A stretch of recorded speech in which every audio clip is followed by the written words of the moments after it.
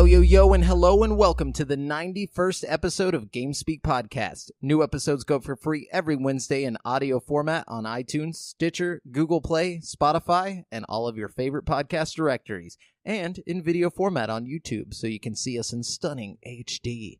This show is two childhood BFFs bringing you all things video games. You can find us online at createforsanity.com, where you can listen to episodes, subscribe for behind-the-scenes news, read radical articles, and buy sick t-shirts from our shop, like this one that I'm wearing if you're watching the show on YouTube. Also, be sure to join the community in the Facebook group at facebook.com/groups/GameSpeak Podcast to hang and talk games with other nerds like us. I'm one of your hosts, Jamal Aljaafreh, alongside Brent Dunder Mifflin Bass. Yes, that's me, the Bass, the Bassiest. Who would you be if you were in the office? I don't know, man. Probably, I want to say Jim, but I'd probably be more of a Michael Scott. No, hold up. Okay, hold on. Let's switch this up. You can't choose who you'd be in the office. How about I choose who you'd be and you choose who I'd be? Fair enough. Will you hand me my drink real quick? Yeah, I'm for sorry. sure. Welcome to the show, guys. We kind of just dived into this, you know. I wasn't ready for this. Sometimes you just got to dive into the show. Sometimes you just got to jump in face first, you know what I mean? This is the real us. The real us, we drink things. You know? We got human bodies. Yeah. Maybe. No, but okay, so yeah, I would say honestly, you probably would be you couldn't be Jim. What's the black dude's name who works in the warehouse? No, that's his real name. Yeah, I don't remember his name in the show, but that's who you would be for sure. Man, what's his name in the show? Daryl? Daryl. Yeah, That's what Daryl, yeah. That would so be you. I'm okay with that. You're like down to earth, you know what's going on, but you're also funny, you know what I'm saying? Oh, thanks, bro. Yeah. I feel like Jim's too vanilla, you know, like at all. Too vanilla? He's too vanilla, you know what I'm saying? He's like he like gets what's going on. He's funny sometimes, but he's more of a charmer. I feel like more of a Kevin type character, you know? Like, I don't really know what's going on half the time. You feel like a Kevin character. I spill pots of chili frequently, you know what I mean? I guess you could, you'd have to be a hodgepodge of characters. I guess you're no one character. Yeah, it's hard to pin you on a character, too. I'm trying to think of a character. I feel like I would definitely be Michael Scott, unfortunately. Like, I think people like sometimes like me, but then sometimes I can be Michael Scott. You know, you're kind of like Ryan the Temp before he turned into a dick. You know what I mean? Mixed with Michael Scott.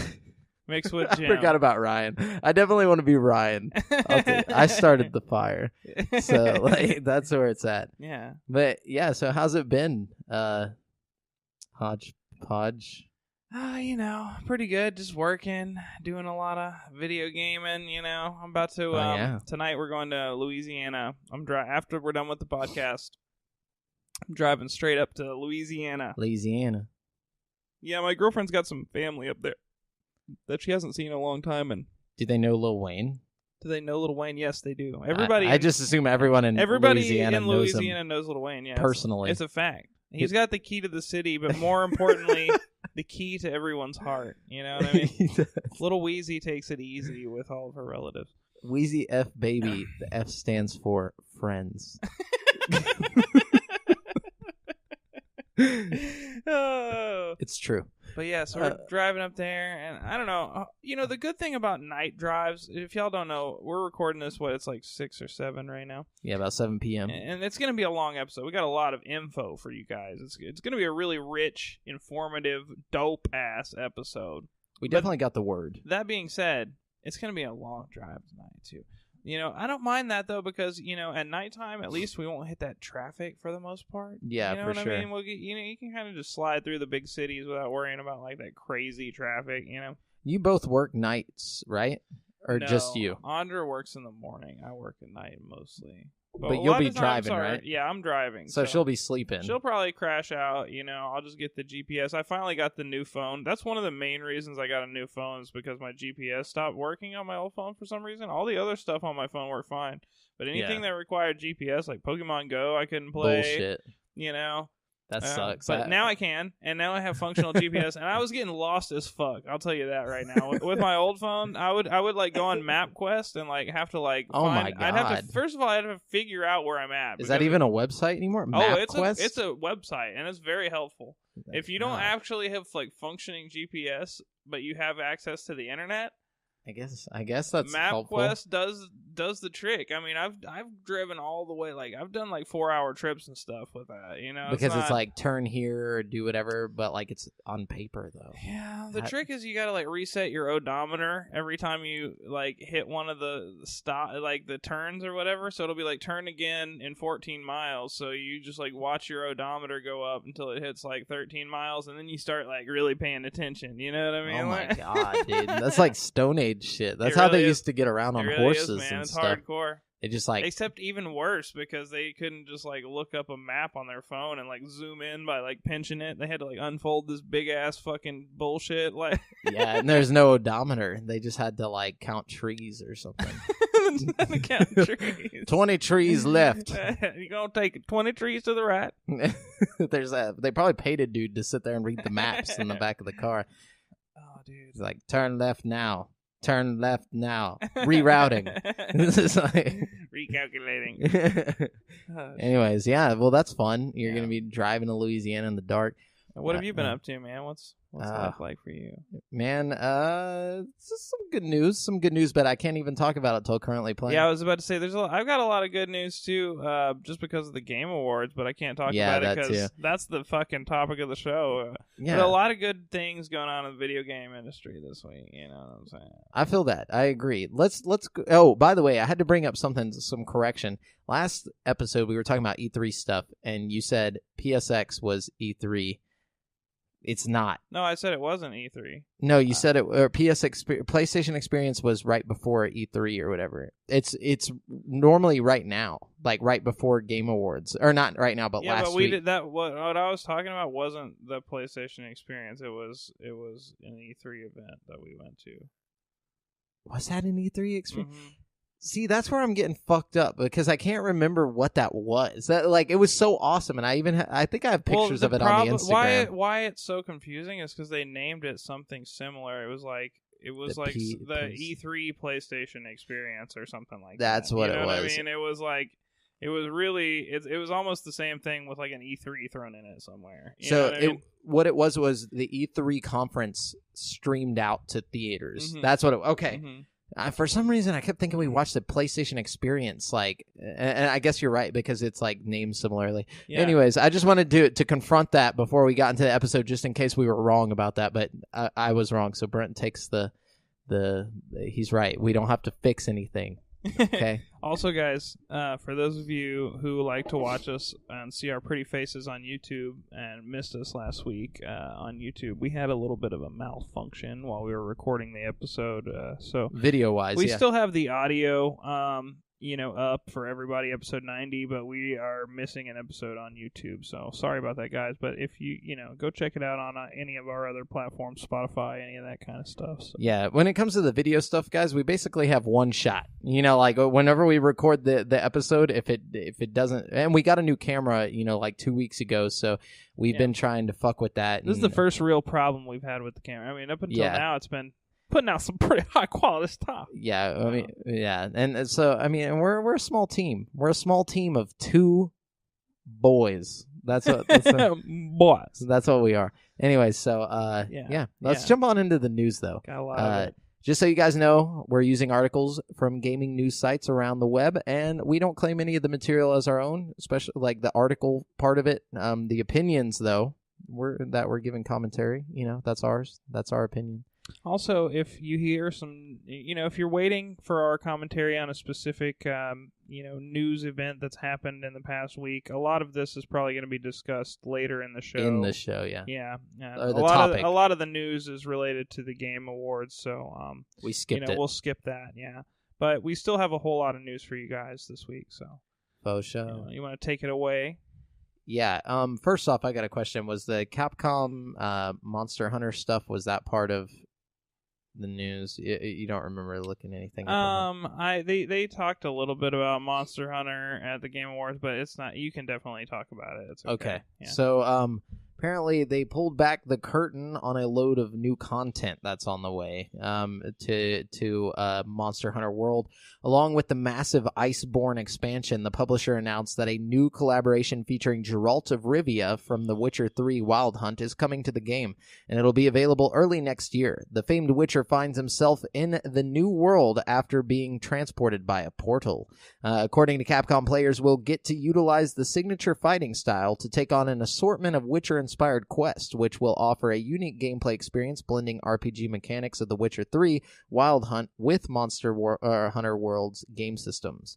So that's pretty cool. Yeah, that's dope. I can see that working really well too. It's like perfect for that. The whole concept of like The Witcher is you like go around and fight big monsters. You know what I mean? So yeah, like there's like half of the quest are these like Witcher contracts where you specifically do that. You know, I think it would just fit really well into the world. And I want to know what these RPG elements that they're going to transfer over are. That seems pretty weird. I bet it's some kind of like skill upgrading system. I don't know.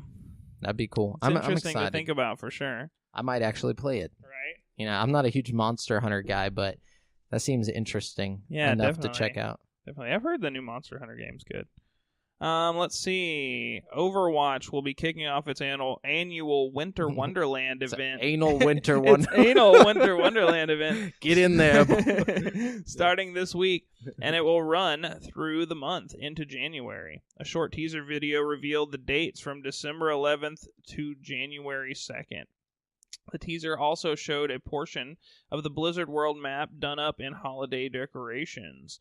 Last year's Winter Wonderland event included a new boss fight brawl called May's Yeti Hut and the return of May's Snowball Offensive brawl. Yeti Hut pitted teams of 5 all May against one Winston in his Yeti skin for an asymmetrical multiplayer experience similar to that of Evolve or Friday the 13th.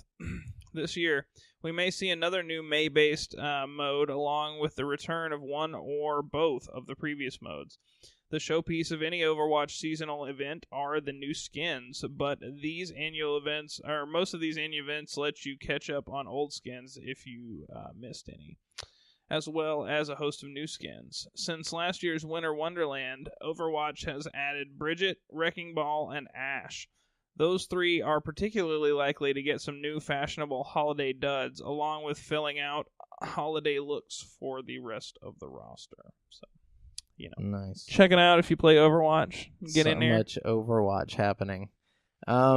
So this one's a really weird one. Everyone's favorite super fast blue hedgehog makes his big screen debut next year with the release of the Sonic the Hedgehog movie. The first poster has now been released, and it hints at a slightly different look for Sonic. It's a motion poster which shows several bolts of blue light zooming across the screen before it forms a partial silhouette of Sonic. He's instantly recognizable, of course, but there's a few differences worth noting, presumably because in the movie he'll have to interact with human actors.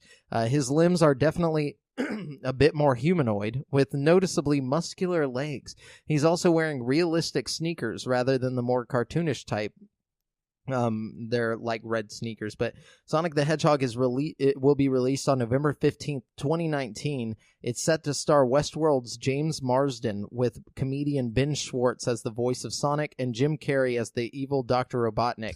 It's directed by Jeff Fowler, who is making his feature debut, but won an Oscar in 2005 for his animated short Go for Broke. It's produced by Deadpool director Tim Miller. Jim Carrey is going to be a great Dr. Robotnik. Hopefully. I feel like that's like the perfect casting for Dr. Robotnik. Definitely is. My problem with this. Have you seen it? Have you seen the picture of him? I have seen the picture. Well, I've seen like the silhouette. It's not like really like a picture. Yeah, it's like a silhouette. It's kind of weird. He looks like he's like a professional athlete for Nike or something, and he's about to take off and like it looks like an Olympics poster or something to me. I don't know, something about it, like track and field. But I guess I'm ready to see. It's all about him running fast as fuck. You know what I mean? Like that's kind of Sonic's thing. You know, maybe it's about time he got a little bit of leg muscle in there. You know what I mean? Yeah, I saw like on the poster or whatever, it says a new speed of hero. I'm like, that doesn't make sense. None of that makes sense. I think they're just playing on like a new breed of hero. You know? Yeah, but it's a stretch. my thing about this being a stretch is that if they're already stretching on the poster, how far are they going to stretch in this? Why live action? Why did they even think to do that, though? They should have done like a Pixar type situation. Why live action? I guess they saw the Pokemon thing and they were like, "Oh, we could do that too." Exactly what it is. I don't want to see this. I don't want to see this future. I don't want to live in this. I'm down with the Pokemon thing, but that's it. Quit with this other stuff. Yeah. Like, what's next? They're going to do Mario, like, he's a cartoon character and everyone's live action. Like, I know they might. They're doing it. They might. I'm sure they will. No. He's gonna go to real New Donk City, dude. God, no. They're doing it. Like, DreamWorks is doing the Mario movie. Oh, so it is happening. But they didn't say it's live action. They haven't said exactly what it is yet. Apparently, Nintendo's working with the creators of Despicable Me to create it. So the Goombas are gonna be like minions, basically. Might be good. I mean, they got talent there at least. It's not just like... Yeah. And they also, Nintendo also said that, like, if they can't think of anything good, they're just going to throw it. They're not going to do it. Yeah. That's the best way to approach it, I feel like. I feel like Sega with Sonic, they're just like, fuck it. Even if it sucks ass, we got to get this out there. That's what the Five Nights at Freddy's guys said, too. I don't know. I'm interested to see what that movie's going to end up like with the fucking original Harry Potter director doing it and that'll stuff. Be cool. That might be really good. Yeah, for sure. Anyways, what you got? Let's see. I'm sorry. I'm just like knocking the whole setup over. The original 1993 Doom released 25 years ago. And to mark the occasion, series creator John Romero has announced a new free expansion coming early next year. Sigil is a free megawad, the name given in the Doom community for fan-made content, which has 9 single-player stages and 9 deathmatch levels. It will release in February 2019. As detailed on Romero's site, you'll need a registered copy of the original 1993 Doom to play.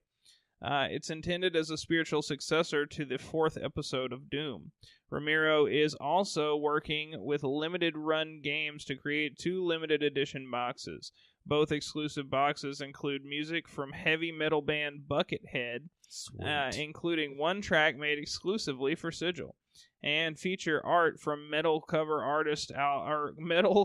album artist Christopher Lavelle.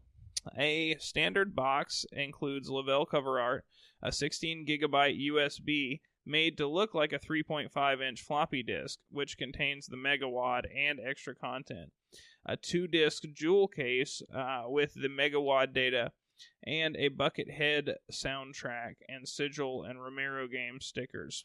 The bigger Beast box will include the box art numbered and signed by Romero and Lavelle, a 2-disc booklet case with behind-the-scenes features, a Lavelle art print, Sigil coin, a pewter statue of an impaled Romero head, and a t-shirt. They're priced at $40 and $166, respectively. The pre-orders are available through December 24th. Meanwhile, as the current rights holder, ZeniMax is celebrating this anniversary in its own way. Signing up for an account at the Slayers Club will get you a zombie Doom Slayer skin once Doom Eternal launches. It also releases a 25th anniversary Doom trailer to mark the occasion, which you can view above. Doom Eternal is due sometime in 2019. So there you go. Sweet. That's what I like to hear. I mean, I can't wait to play a 25-year-old game with new wads, dude. Yeah, I don't know, man. I'm about to mega wad all over that game. No, it's like I feel like he's just kind of hopping in here to get a little bit of that money, I'm gonna get a lot of shit from this, I think, but I was never really that into Doom. Like first-person shooters didn't really grab my attention until like GoldenEye. When they were good and stuff. Yeah, when they were good, when they got good. It's like definitely not a game you want to go back and play right now. Don't get me wrong, I respect what Doom did for the industry. Yeah, of course. You know what I mean? But it's like for nostalgia's sake, like if you grew up playing Doom, hell yeah, this is cool. But I will say I play through some of the classic Doom levels in VR. That's kind of fun. You know what I mean? But I mean, it's still weird. You still have the modern enemies in the classic environments and the modern weapons and stuff. So it's like a little. I don't know. I almost wish it would have been the classic enemies. I think that would have been more interesting, but definitely. I guess that would have been hard to do in VR. I don't know. I still, I mean, I'm not hating on Doom. I'm just saying it doesn't hold up. And I really think John Romero is just trying to cash in on some bullshit right now. He's like, $100 and I'll send you like this megawatt that probably cost him nothing to do. Yeah, for real. Like, just has his name on it, you know? Yeah, there's probably some like nostalgic ass people out there that really love Doom though, that like, definitely. You know, probably are into this. So, long before Fortnite, developer Epic Games launched a successful mobile game series called Infinity Blade. The franchise is That was my jam, dude. I had the first two. Those were like my games, dude. I didn't even know Epic made those. I didn't either, honestly. Like, I used to play, because it was like the first like real-looking video game on a mobile phone. For those of you that don't know, Infinity Blade came out the original Infinity Blade came out a long time ago. Like before 2010, I think. Yeah, it was like in the first couple of generations of iPhone, you know what I mean? Mm-hmm. And man, it was tight. Like Jamal said, it had really good graphics, like console quality graphics, and like the God of War almost like very similar, really pretty, and like the gameplay was like I don't know, it was all about like they would attack and you would swipe to like parry their blocks or block their attacks or whatever, and then you'd like stab and like swipe to attack, and it was cool. It was like a little sword fighting simulator basically, but there was a lot of like strategy to it and stuff. It was pretty fun. Very boss heavy. Yeah, it was basically like you just went from boss to boss until you got to like the bigger bosses. I don't know. It was cool. There was a lot to it too. Like it wasn't just like a little bullshit game. Like I don't know. It was fun. Yeah, I enjoyed it, but bad news. The franchise's 3 games are no longer available. However, as Epic removed them from the iOS App Store on December 10th in a surprising and unexpected move. Everyone who already has Infinity Blade 1 through 3 installed on their iOS device can continue to play and re-download them for the foreseeable future, but all in-app purchases are turned off. But why is the Infinity Blade franchise getting the boot? In a statement, Epic said it has become, quote, increasingly difficult to support the franchise at a level that meets our standards. At the same time as other ongoing projects such as Spy Jinx and other projects. The statement never mentions Fortnite by name, but surely the Battle Royale game is one of Epic's biggest focuses right now. The Infinity Blade series will always hold a special place for me personally and for Epic as a whole, Epic's Donald Mustard said. It's always bittersweet to say goodbye, but we are excited for Spy Jinx and what the future holds. Apparently Epic will continue to support Infinity Blade 3 with more Clash mobs and other surprises over the next month. And what's more, Epic is giving away the Infinity Blade stickers app for free. And Epic also teased that you can expect to see the Infinity Blade franchise appear in, quote, places you wouldn't expect. Just today, as of December 10th, Epic announced that a sword weapon is coming to Fortnite. And based on the teaser, it sure looks like the sword from Infinity Blade. Wouldn't that be cool if they did like Infinity Blade VR? That would work really well for VR too, because the whole structure of the game just going from one single boss to the next, you know? You would only have to focus on that one dude, you know, make it really pretty, and like you could have the combat focused on like standing in one spot and like, you know, blocking and dodging attacks, and like it would be almost the same game, but like it's basically like what was that game? Red Steel. On the Wii, it would be like Red Steel but VR. Ooh, that'd be tight. I don't know why that's not a VR game. Yeah, dude. It's already basically the groundwork is made. Yeah, for real. All the motion, man. Yeah. It was a Wii exclusive though, unfortunately. Get out of there, Wii. Let's see. One of the benefits for subscribing to Nintendo Switch Online service is access to a selection of classic NES games. Yes. Nintendo has been rolling out new titles for the service ever since every month since it launched back in September. And now the company has confirmed that another batch is scheduled to arrive this week. 3 more classic NES games are coming to the service on Wednesday, December 12th. So they'll pretty much be there by the time, you know, you're hearing this. This month's lineup consists of the falling block puzzle game Wario's Woods, Whack. the notoriously challenging side-scroller Ninja Gaiden, Cool. And the puzzle adventure game Adventures of Lolo. Whack. Whack. Both of those, Ninja Gaiden's dope. Yeah, that's pretty cool. I'm down for that. I'll definitely play some old school. I haven't even played the old one. I don't know if it's good or not, but I bet it's good. It inspired like 50 billion sequels, so I mean, you know.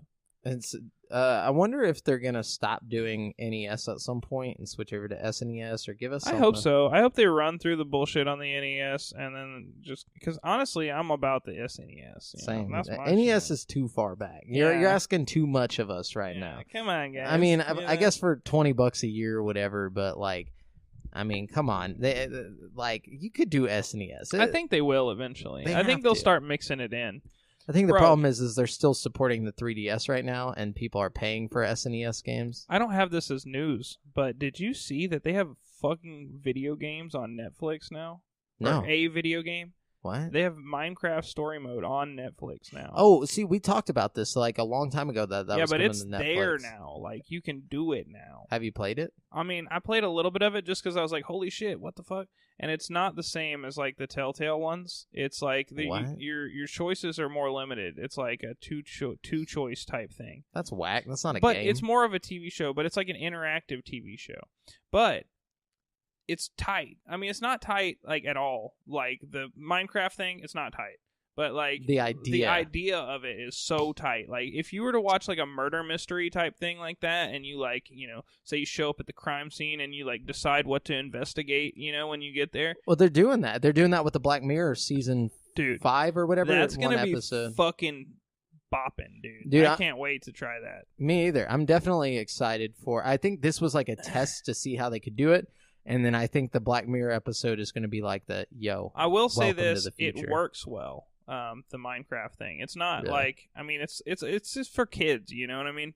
But it functions really well, you know what I mean? And I think it could be done and implemented in just about anything, you know? And I really hope that they have a whole section for this, like interactive movies and games and shows, you know what I mean?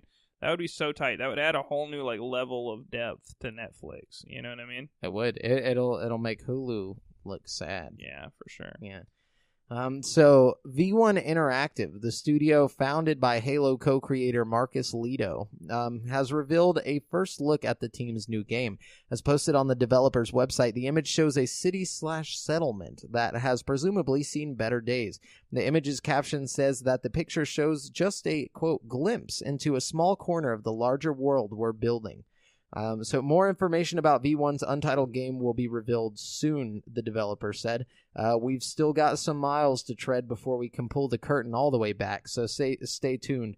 The image apparently contains some clues and mysteries. Someone zoomed in on a creature walking on the fallen structure on the right-hand side of the image, which there's like this like old post-apocalyptic destroyed tank, and walking across it is a raccoon if you look really closely. But, so maybe they're on Earth, probably. Yeah, definitely.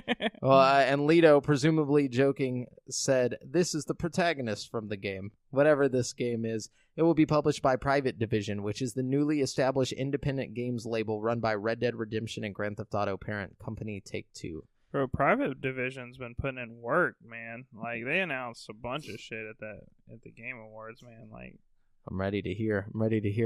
You got any more news? Yeah, let's see. Treyarch has been rolling out a regular stream of updates for Call of Duty Black Ops 4 since the game launched this past October. But its biggest one yet is set to arrive this week. On December 11th, the developer is releasing Operation Absolute Zero, a free series of content updates that include a new playable character, daily zombies missions, a revamp of the black market, and more. Operation Absolute Zero will arrive first on PS4, with a PC and Xbox One release set to follow a little later, probably like a week. Among other things, it'll introduce a brand new specialist to the mix, Zero. She'll be available to use in both multiplayer and blackout modes once players unlock her by completing Tier 1 in the new black market. And she can disrupt and distract enemies with powerful hacking tools. So, there you go. Swipe. Yeah. Let's see. So, another major pop singer is coming to Final Fantasy Brave Exvius. Another one! Square Enix has announced that the Fireworks singer, Katy Perry, will arrive in the mobile game starting December 12th. Perry agreed to give her likeness to the game, where she'll appear as multiple playable characters starting later this week. She'll only be in the game for a limited time, though. Not only that, but Perry wrote a new song, Immortal Flame, for Brave Exvius. Perry is just the latest famous pop singer to lend her likeness to Final Fantasy Brave Exvius. In 2017, the megastar Ariana Grande appeared in the game for a limited time. She also worked on a remix of her song Touch It for the game. What the fuck is this game? Why is there pop stars in it? I don't know. I feel like we Are they like in your party and like, is this like a classic Final Fantasy experience? Like, what is this? What's going on here? I don't know. I'm going to look that up while you go to the next thing. Okay. That way we can have some kind of definitely. idea. We need a little more background into that one. So Season 7 of Fortnite is now live across all platforms, and it's introduced a ton of new features and content to the hit Battle Royale game, including a snow biome, new pets, and more. It now appears a sword is on the way, which it is. It's there now. Blah, blah, blah. They're talking about how it's teasing it, but it doesn't matter because it's there. What you got to do is go to Polar Peaks and find that shit. Fortnite Season 7 has dropped now, and they've got like airplanes and shit too, which is fucking tight. It makes like all the difference in the world when you're like flying around in an airplane and shit.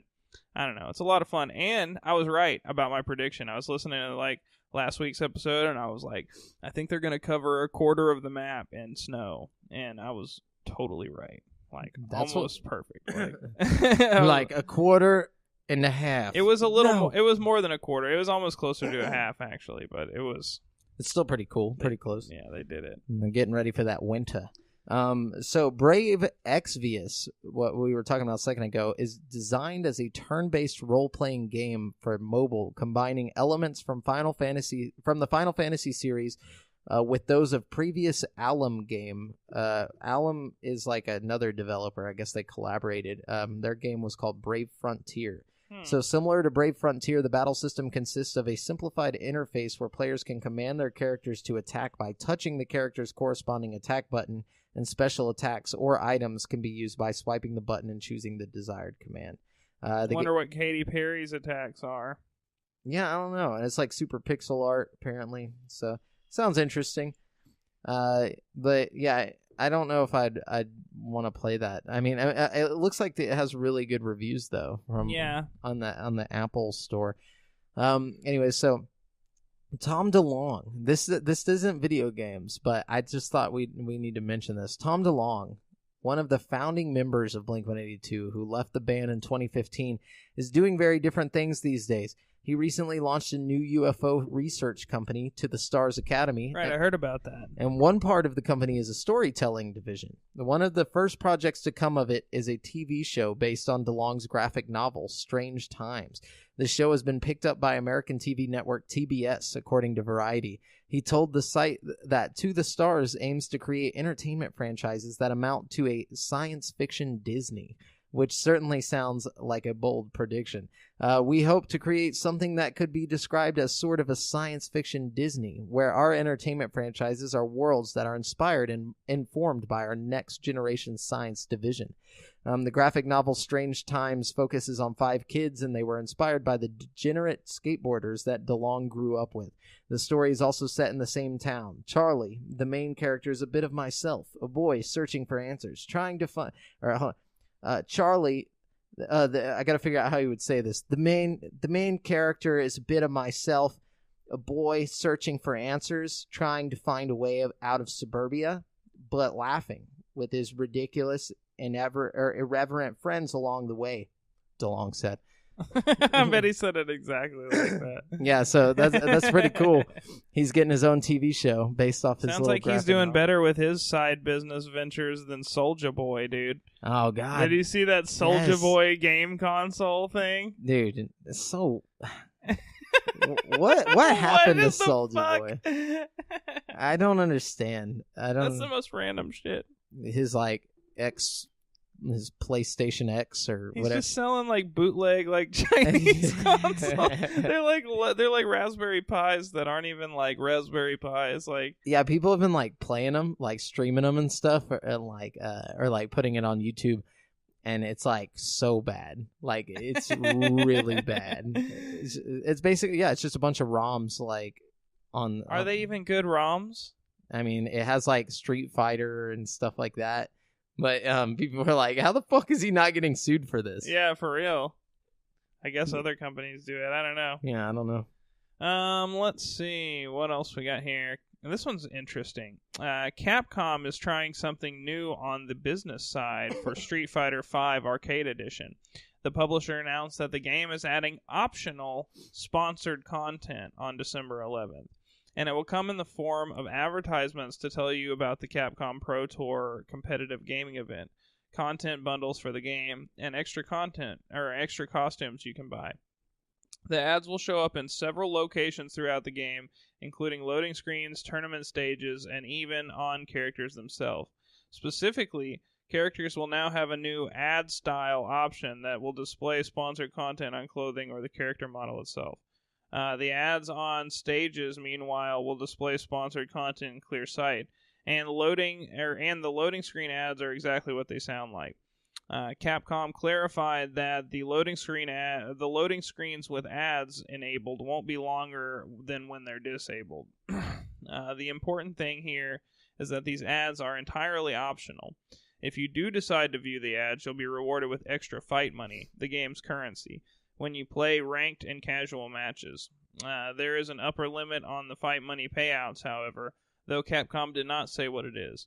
Capcom's blog post suggests that the sponsored content functionality is switch on by default. It can be toggled off. Sure. Right. It can be toggled off in the battle settings menu.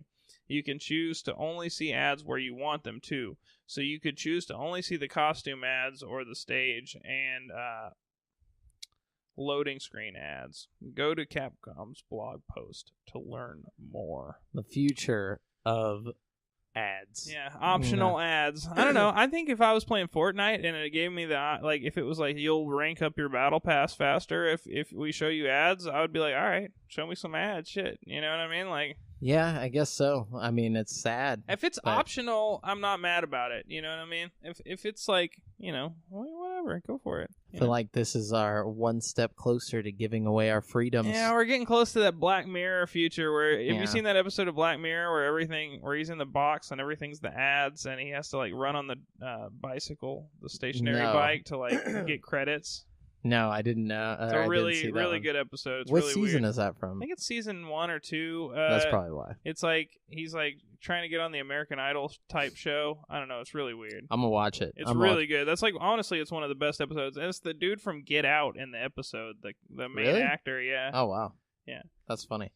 Wait, he was in another one too. He was in the one where like he's like a soldier or whatever. Oh yeah. And like, I think so. Yeah, that was him. I think so. Yeah, that was him. And like he starts having like that was a good one. Yeah, that was a fucking good one. Man, that's a good show. I'm gonna just go back and watch all of them. Yeah. I didn't watch much of the season first and 4 second was season. Great. The recent one they put out, that was my favorite. The first and second season had some boppers on it too. And I think that's what it was. Honestly, kind of littered the very first episode of the first season was weird and not that good, but the rest of the first season is just absolute fire, dude. Like, it was so good. Still, my favorite is Metalhead or whatever. With the robots. Yeah, that's a good one. Good one. Anyway, so Activision is losing one of its most senior Call of Duty developers. Glenn Schofield, who co-founded the Activision-owned Sledgehammer Games in 2009, is leaving Activision at the end of the month. In a statement posted on Twitter, Schofield said he's enjoyed a great run at Activision, but said he now wants to try something new. Schofield and Sledgehammer's other founder, Michael Condrey, left the studio in February for new jobs at Activision HQ. He's taking some time off to rest and relax before jumping into something else exciting. He didn't share any details on what he might be up to next. Schofield told GameSpot that he thinks he still has a couple good games to make, so you can bet his next gig will be in game development. Quote, "I have nothing but good things to say about my time at Activision," he said. "After 9 years of Call of Duty, which I love, I just think I need a change. I seriously am going to take my time finding my next gig. Make sure it's exactly what I want to do. I still have a couple good games in me." According to his LinkedIn page, Schofield got his... You're really trying to Convince everybody he's still got a couple good games in me. I've still got a couple of them, man. Just a couple good games. Don't count me out yet, youngin'. He's like 90.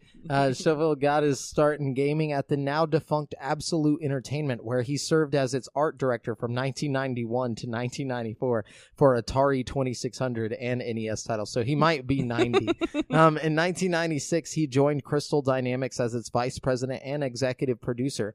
At that company, he worked on a range of titles, including Soul Reaver, the licensed game 101 Dalmatians Puppies to the Rescue, Gex 2, and more. Gex 2. Before leaving in 2002. After Crystal Dynamics, Schofield moved to Electronic Arts, where he worked on as the company's general manager of the now-shuttered Visceral Games label.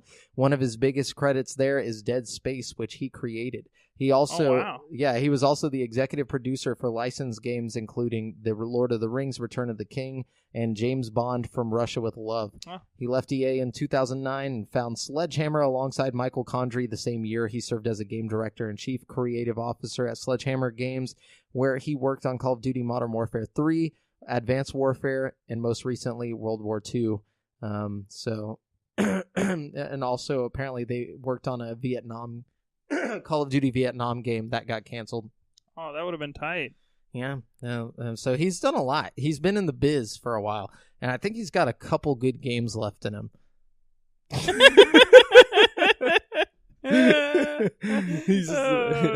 It sounds like it.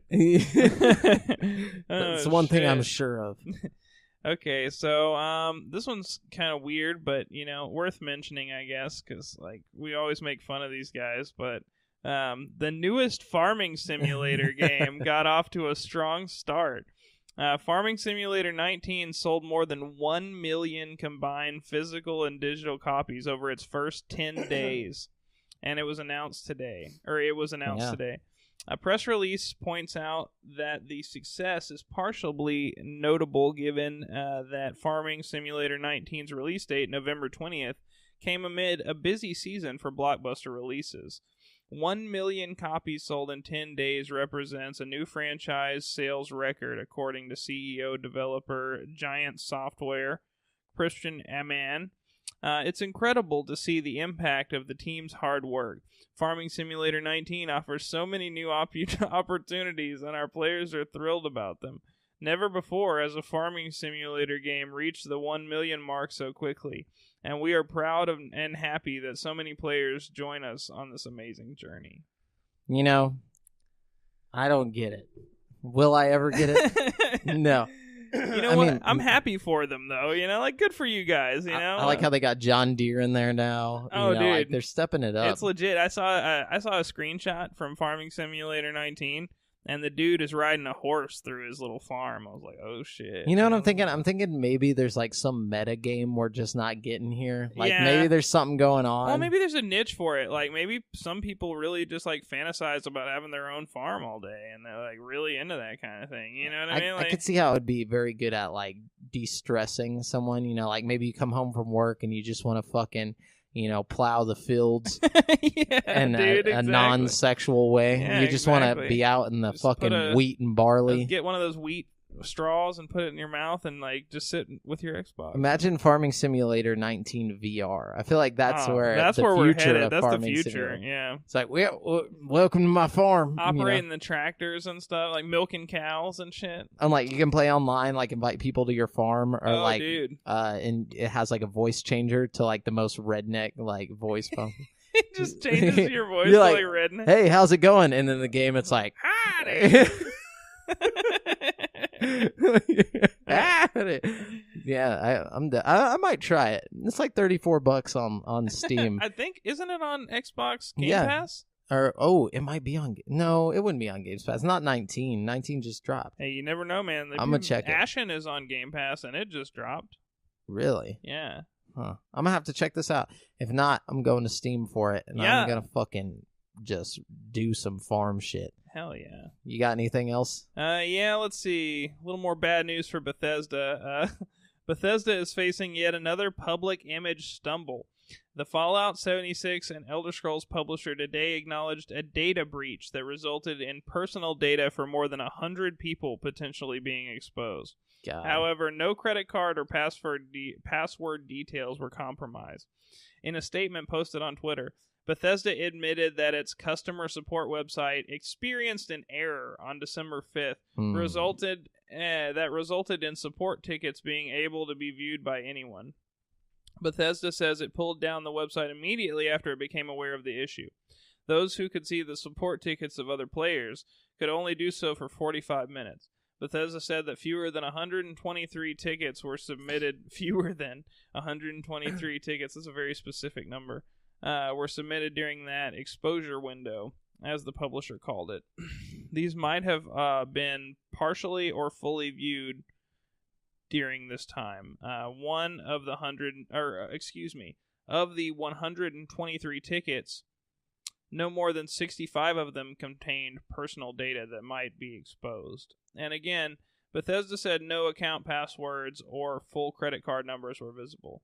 As for what was exposed, Bethesda said real names, usernames, contact details like email addresses, physical mailing addresses, and phone numbers might have been exposed. So you're going to get ready for all these newsletters to be hitting your email pretty soon. Right. Other publicly visible information included proof of purchase receipts and the kind that Bethesda asked people to provide to get their canvas bag for the canvas bag fiasco. So people could also be taking this information and claiming other people's canvas bags with it, basically. You know what I mean? Like, so there's a lot of bullshit there, you know? Yeah, I can feel the pressure building. It's like, what do you do? What do you fucking do? I mean, they're not going to have a game come out until next gen. You know, like Starfield doesn't come out till next gen. 76 was supposed to hold everyone out till then. Right now, everyone's just pissed about everything. So it's they're going to have to count on their smaller IPs like Wolfenstein, the new Wolfenstein game, Rage 2. I think Rage those 2 aren't made by tight. the same like Bethesda studio. As long as ZeniMax is doing okay, Bethesda will be doing okay. You know what I'm saying? Like, hopefully people don't take a big doo-doo on their new games because of this. Like, oh, well, fuck Wolfenstein, bruh. I think Rage is going to end up being one of those games that nobody cares about, but it's going to be so good that it's got to get good reviews and stuff. Like, I think it's going to just be a good game. Like, I don't think anybody's going to be able to argue with it. You know what I mean? Like, looking at the trailer and stuff, I'm like, damn, that looks fresh. Like, I don't know. I think Rage 2 has a better chance of being shit on than Wolfenstein does. Yeah, the Wolfenstein offshoot, I'm not sure about. Yeah. It's probably just going to be like every other Wolfenstein game. You know what I mean? With co-op, though. Yeah, that's going to be tight. I think Wolfenstein would be a lot more fun with some co-op. Hell yeah, dude. Just two fucking just blasting fucking women, like just I don't not know. Blasting women, but women. We blasting. are women that are blasting. But I call them blasting women. Blasting women. Well, it sounds like you're blasting women. I would never blast women. You turned into one of that. What's that Red Dead guy that was going around killing the women's rights people in Red Dead and like got in trouble? I have no idea. Did you hear about that? No. Oh, there's like this YouTuber in Red Dead. There's all these like women's suffrage people all over the game. No! Why would they think to do that? And he was like going around like, well, originally he just like killed one of them, right? And in one of his videos, and like it caused this huge controversy. So his response was like he made a whole channel dedicated to like going around and like tying them up and leaving them on railroad tracks. God, did they not? I think Rockstar knew that would happen. Oh, dude, yeah, they knew. They like to start that controversy. About the controversy, man. I feel like if you don't have a little bit of controversy, it's not a real Rockstar. But at the game. same time, you know what I mean? You can't get mad because they included them in the game. You know what I'm saying? I mean, well, it's also like, you know, they're going for the historical accuracy here. They're not trying, you know. That's what I'm saying. They could have left that out if they wanted, but they were like, no, we're going to throw in the women's rights. Yeah. Like protest. That's cool. Yeah, it's the same with like the KKK. They could have left that out, but you know, it's way better that they gave us a chance to murder the dynamite KKK. Some KKK guys. You know? I wouldn't call them the blasting KKK. You know what I'm saying? Because they're not cool. You know, let's call them blasting women. Blasted, yeah. Anyways, I got more. Do you have more? I don't have more. You okay, keep I'm gonna going. keep going. Valve's popular tactical shooter Counter-Strike Global Offensive has gone free to play. Go! Alongside the release of the game's new Battle Royale mode, Danger Zone. God, everybody's got to do it. I think this might be fun with Counter-Strike, though. The publisher announced that Steam users can now download and play Counter-Strike Go at no cost, while all existing players are automatically upgraded to Prime status. As an added perk, those who have been updated to Prime status are entitled to a free weapon skin for a limited time, the souvenir MP5 SD Lab Rat. In order to get it, you'll need to earn 250 XP in the aforementioned Danger Zone, which can be done by killing enemies, completing objectives, and surviving. New players can also choose to upgrade to Prime status for $15. Man, the only game that I want to see as a Battle Royale, the only thing that'll draw me in now is if Nintendo did a Super Smash Bros. Type, like where you bring in all the Nintendo characters, but it's a Battle Royale, like 3D, third-person shooter type situation. Mario shoots fireballs, but has like his N64 like controls and stuff, and then like... Well, and you can also like open chests around the map, like Fortnite style, and find like wacky Nintendo-themed weapons, you know? Just all the Smash Bros. Items, you know? Just be like hiding in a bush, and all of a sudden like a blue shell would just fly up out of nowhere and just blow your ass. If you're like in first place with kills. Yeah, oh, that'd be tight. Yeah, it'd be dope. That'd be some bullshit, though. Yeah, it would. But that's how Nintendo do, though. You know, they gotta throw in a little bit of luck, you know? Yeah. Anyways, is that it? That's all you got? No. That's not all I got. Send us more. Let's see. Alongside the Game Awards, Microsoft has announced that it's bringing back one of its more popular promotions with a bit of a twist. The Xbox Live Summer of Arcade was the showcase for indies like Braid and Castle Crashers, and this year it's coming back as the Winter of Arcade. Like the various Summer of Arcade promotions, Microsoft has handpicked some standout indies that are launching soon. And just like the old promotions, you'll get a bonus for buying multiple games. Each of the 9 games you purchase after the first will net you a $5 gift card for the Xbox or Microsoft Store, up to $40 in total. Some of the games have already started rolling out, and the rest will join through the month of December. Nice. Yeah, also, Kind of Funny did their Kind of Funny Games showcase as well on the side. Right. Yeah, and that was pretty cool. Yeah, I think they had some premieres at that too, actually. They did. Is that it though? No, hang on. Hold on, there's like 900. There's a lot more. Oh God. Sorry. It's all right. Let's see. Now that Red Dead Redemption 2's online mode beta has been live for over a week, Rockstar is beginning to implement changes based on player feedback. The goal of the changes, Rockstar says, is to create a more balanced, fun, and rewarding overall experience. As a thank you to everyone who has played the Red Dead Online beta, like this guy right here, Rockstar is offering free in-game money and gold bars. Woo! Anyone who played the beta between when it first started and midnight on December 6th will receive a gift of Red Dead Online $250 and 15 gold bars to spend on anything they'd like. These items will be rolling out to all eligible players on December 14th. Much of the criticism of Red Dead Online has been based on the pricing of in-game weapons and other items. To that effect, Rockstar says it will increase the cash and gold payments for various activities, as well as decrease the price of many weapons. If you already purchased a weapon that's getting a price cut, the difference will automatically be refunded to your balance by December 10th. You'll also receive an alert message to that effect. The values of various items and animal parts will be rebalanced soon, and Rockstar is working on bug fixes that should be addressed in the coming weeks. Cool. Yeah, so now you don't just make like $1. Yeah. The fucking gold rings are worth like $1.50. It's bullshit, dude. You don't get nothing. Let's see. Ubisoft has made a big name hire at its Quebec office, the studio that most recently led development on Assassin's Creed Odyssey. The Canadian developer has hired former EA veteran Mike Laidlaw, who worked at BioWare on the Dragon Age franchise and others. Laidlaw takes on the role of creative director at Ubisoft Quebec. But Ubisoft did not say what he'll be working on. In a blog post, Ubisoft acknowledged that Laidlaw had been consulting with Ubisoft Quebec and an unannounced new project for the past 9 months. So it could be that Ubisoft has brought him on full-time for that. That's cool. Yeah. Got that Dragon Age action going on over there in Ubisoft. Who knows? Definitely. You know? Let's see. Sorry, I got a few more. Sorry, man. I got a lot more. I apologize. Let's see. It's all good. You're the one that's got to drive to Louisiana. Hey, it's okay, you know.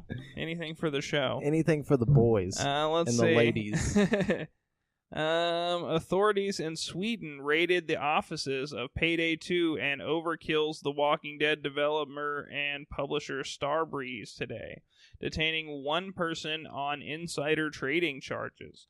Multiple news outlets in Sweden reported today that the country's Economic Crime Authority conducted a surprise raid of the Starbreeze offices in Stockholm, seizing computers and other documents from the premises. ECA communications rep Nicholas Argren confirmed to GI Biz that the organization conducted a raid of the Starbreeze office. This morning, officials from the Swedish Economic Crime Authority raided the offices of Starbreeze in Stockholm. One person was arrested and items were seized, Algren said. The raid is part of an ongoing investigation involving suspected insider trading, he said. The identity of the detained person was not disclosed, nor are further specifics about the charges against this person. For its part, Starbreeze released a statement confirming that the raid took place due to suspicions of insider. Yeah, they said that. So Starbreeze said that the company as a whole is not under investigation. However, Starbreeze also said it is fully cooperating with the ECA in this matter, adding that the raid does not affect Starbreeze's plans to restructure the business in its wake of troubled financial times for the company. Weird. Yeah, really strange stuff right there. What do you think? What do you think's going on over there? I think he was probably just some bad egg, and, you know, he probably had all of his sensitive stuff on his computer at work, and, you know, I don't think it had anything to do with the company. It was probably just some shit, you know? I don't know. Yeah, just bad luck. Yeah. Let's see. A new Tony Hawk skateboarding game is in the works, but it might not be the one you want. Listings on Google Play and the Apple App Store show that a new free-to-play title, Tony Hawk's Skate Jam, is coming on December 13th to Android and iOS devices. Oh, no. The iOS listing states that Skate Jam will have a, quote, classic career mode, as well as a, quote, global Skate Jam tournaments. What's more, players can expect street, park, and vert skate disciplines, as well as dozens of skateboards to collect from Hawk's own Birdhouse brand. Wait, I'm down with the classic career mode. Yeah. If it's like a legit Tony Hawk That's game, what I'm thinking. If it ends up, we'll have to see. Yeah, you know? I don't care that it's mobile. Like, if it's Tony Hawk, I mean, yeah, It I'd might be prefer tight it. that it's mobile, you know what I mean? I don't know. And maybe it'll do so good they'll put it on Switch or something. Yeah, You totally. know, I'm down for that. I'm also down for that. Let's see. The Xbox One's backwards compatibility catalog continues to grow bigger still. As announced on Twitter by Major Nelson, the new Xbox 360 additions to the backwards compatibility library on Xbox One today include 3 titles from 2K Games: The Darkness, The Bureau XCOM Declassified, and Duke Nukem Forever. And in a round of extra good news, each title is currently on sale. I think most of them are going for like $4 right now. But The Darkness is one of my favorite games ever. Really? And, yeah. It's have you ever played The Darkness? Mm-hmm. Oh, yeah, man. with the weird snake things. That is my shit. I also really like the sequel to The Darkness. They put like a cell shaded kind of look on everything. I remember. It's tight. Yeah. And you can't go wrong with XCOM. So that's all pretty good news right there. Yeah. It's good. Let's see. Epic Games has confirmed that it has stopped actively... Oh, wait, no. Did we talk about that? No, we didn't talk about that. Epic Games has confirmed that we did. No. This isn't the sword game. Oh, okay, This is something different. Yeah, that's why I got a little confused. Epic Games has confirmed that it has stopped actively developing the new community-infused Unreal Tournament game. Epic Games boss Tim Sweeney confirmed to Variety that the free game is still playable and available to new users, but Epic itself has stopped working on it. Unreal Tournament remains available in the store but isn't actively developed, he said. This may be sad for those who are playing and enjoying Unreal Tournament, but it's no surprise to learn that Epic has stopped working on it. Back in September, Epic said the team working on it moved over to Fortnite to support that game's ongoing development. As of September, the game was officially on hold, and that appears to continue to be the case. Basically, if Epic's got a game out that's not Fortnite, you might as well just fucking like enjoy it while you have it, because there's not gonna be any updates coming to it. You know. Well, they probably got all this money, and they like looking at these old games, and they're like, "Oh shit, we could do better." You know what I mean? Well, it's just a money hole. Like you know, like they're probably not making money off of those games. Totally. So it's this isn't the first game they've dropped because of Fortnite. They had another game that right when Fortnite got popular, they dropped it. What was that game? No. But it was something like that. It wasn't Paladins, but it was it started with a P, I think. It was, but yeah, you're Path thinking, of Exile? No, it was like Paladins. No, Paradigm or something. It was like maybe it was Paragon. Paragon. That's right. It was Paragon. Yeah. Okay, yeah. They dropped Paragon. They dropped Paragon like right off the jump. Infinity Blade's gone. This game's gone.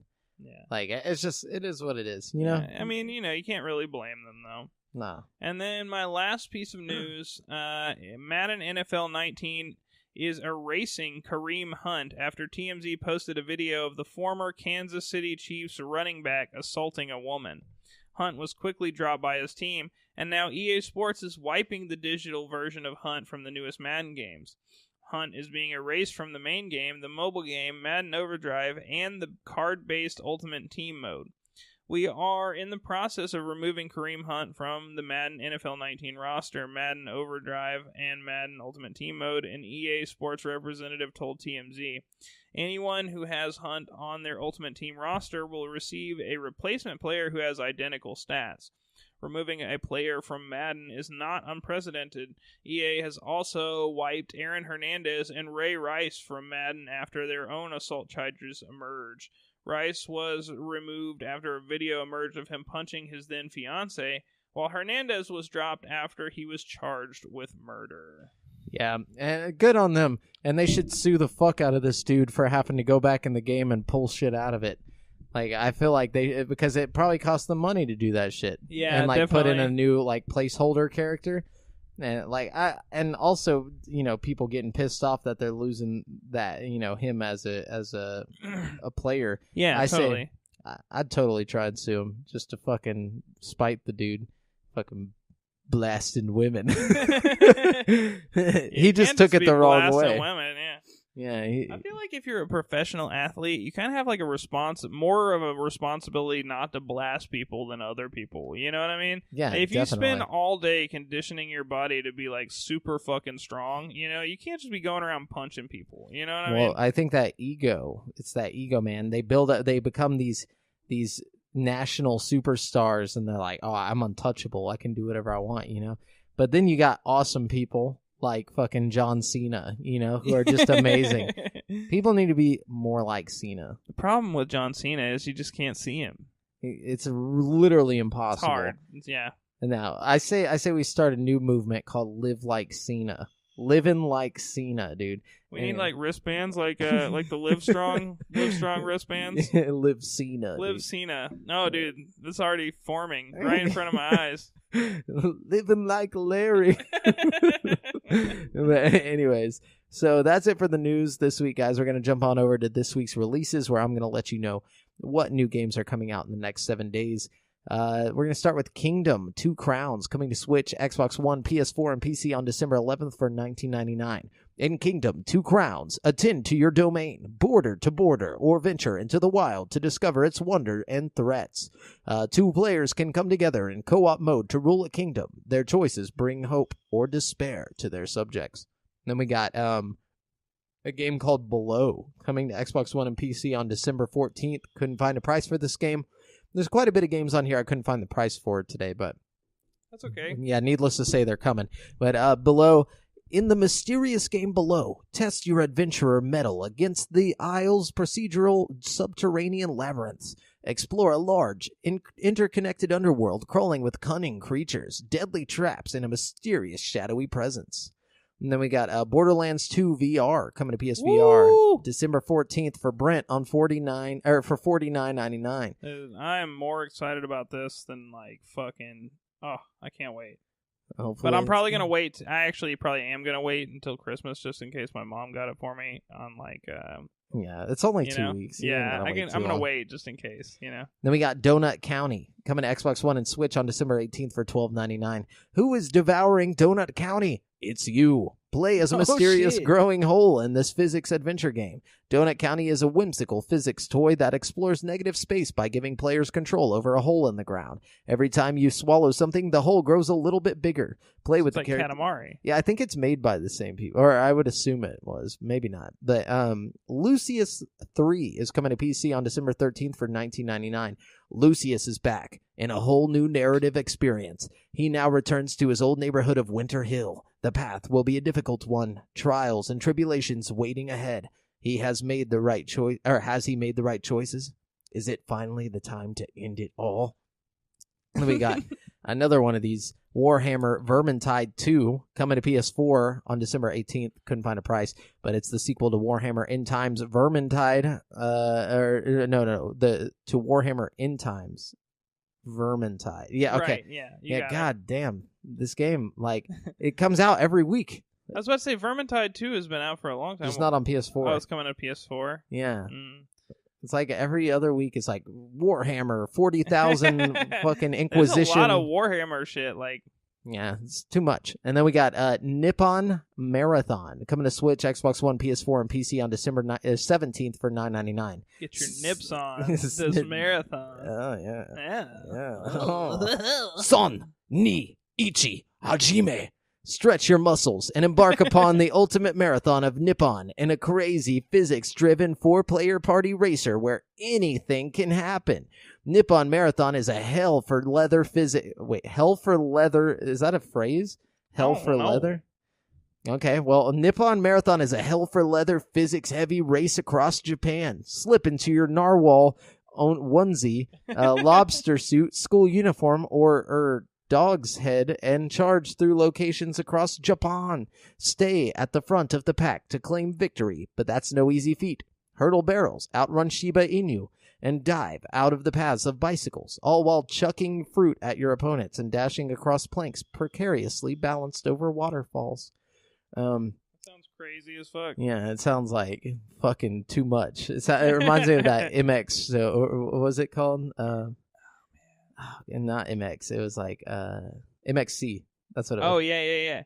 Anyways, and then we got Big Crown Showdown coming to Xbox One, PS4, and PC on December 14th. Couldn't find a price, but Big Crown Showdown sees friends become foes as they compete for the crown in 4-player local and online multiplayer combat set over 3 wacky worlds full of medieval shenanigans. Yeah. And then we got Skintillatron. Skintillatron 4096, and it's coming to PS4 Vita December 18th. Couldn't find a price, but in the fast-paced high-score challenge, Skintillatron 4096, your mission is to build combos by destroying the enemies. Gameplay offers an intense combo challenge with an array of online leaderboards and trophies to showcase your shoot-'em-up action skills. And then we got Red Matter coming to PS4 and PC December 11th for $49.99. This is a VR game. Oh, cool. Red Matter is a story. It's coming to PS4 too? Yeah, PSVR. Cool. It's a story-driven VR puzzle adventure game set during a dystopian sci-fi Cold War. Take on the role of Agent Epsilon, an astronaut of the Atlantic Union dispatched to an abandoned Volgravian base on Rhea, one of Saturn's moons. Your mission: to investigate a shady top-secret research project. Solve puzzles in a beautiful, high-detailed, brutalist environment, which only becomes more and more surreal as the story progresses. So that sounds pretty cool. I noticed that space is becoming like a common thing for VR because I feel like the zero gravity thing is just fun. It works really well with like VR and like and like, it's the visuals too. It's like, oh, I'm in space. Well, yeah, but I mean, a big part of like, especially with PlayStation VR, is like how am I gonna make a game where your movement is convincing? So like a game where you like grab onto a spaceship and like push yourself through space and then like grab onto the spaceship doors. It feels like realistic, and I don't know, it's cool. That's pretty neat. I feel like it's a cool mechanic to explore. I've seen a few games do it, and I think it's going to be a common one with VR in the future. We need to do more places we haven't gone yet, like down into the depths. Oh, that would work really well. I feel like just like a swimming motion that felt really good. You know, that would be a cool way to explore like a scuba diving game where you get like a harpoon gun and you like explore a shipwreck or something. Or you take I'm talking into like the Mariana Trench or whatever. You take sub down there. They have a game like that, actually. I have a game kind of like that. Are you talking about like the one that you showed me with the shark and everything? No. It's like you're actually in your own little sub and you can explore. But it's also got like these weird survival elements. Like you have to keep finding oxygen and stuff. And like it's a weird game. It's kind of tedious, so I didn't play it for very long. But I want one where you're in the sub, but we're in the future where James Cameron has created the technology to actually get out of your pressurized cabin and be in swimming around at the in the depths of the Mariana Trench. Yeah. All things. I like that. Yeah. Anyway, so Miscreated is coming to PC December 18th for $24.99. Miscreated is an online open-world post-apocalyptic sandbox survival game. So it's one of those games. And then we got Ancient Frontiers, Still Shadows, coming to PC on December 11th for $24.99. Ancient Frontiers, Still Shadows is a standalone expansion for the sci-fi turn-based strategy game Ancient Frontier. Take command of a ragtag band of pirates and outlaws as you fight your way across the frontier for treasure and glory. Glory. And then we got 2084, coming to PC December 13th. Couldn't find a price. The year is 2084, and you're experiencing it from a new and thrilling perspective. 2084 is a fast-paced first-person shooter with hacking mechanics. Battle your way through hordes of enemies, hack their minds to gain advantage on the battlefield, and immerse yourself in a riveting short story set in a grim cyberpunk landscape. Discover the best strategy for each encounter by hacking elements of the environment as well as some of your enemies. Experience a nanophage outbreak stimulation gone wrong in the intense single-player story mode mini-campaign, or test your skills in the fiercely unforgiving endless mode. Aww. There it is. Okay, but so that's it. That's it for this week's releases. Now we're going to jump on over to what we're currently playing. Oh, man. We got some stuff to talk about. I wish it was next week because I would be currently playing that Borderlands VR. Oh, my God. Oh, wait, no, I'm going to wait. Yeah, you're going to wait. Yeah, calm down. I gotta wait. Breathe. Wim Hof it, dude. Just Wim Hof. Yeah, gotta just find my Zen zone. Zen zone. Anyways, what were you about to say? Currently playing.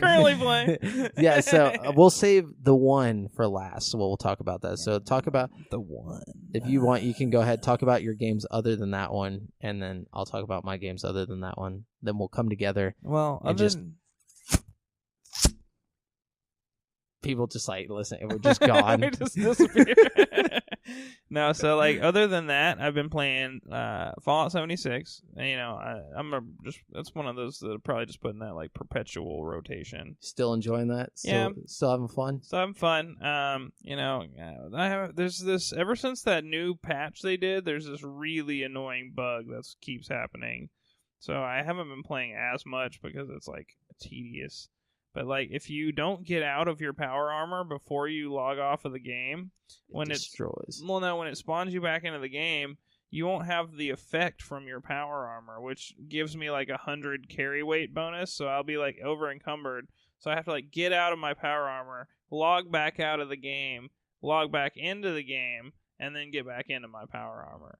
Damn. And it's like a pain in the fucking ass. Just don't log out while you're in your power armor. I know, but I always forget. Like, I always get done playing, and I'm just like, all right, guys, bye. To just get off. Like, fuck.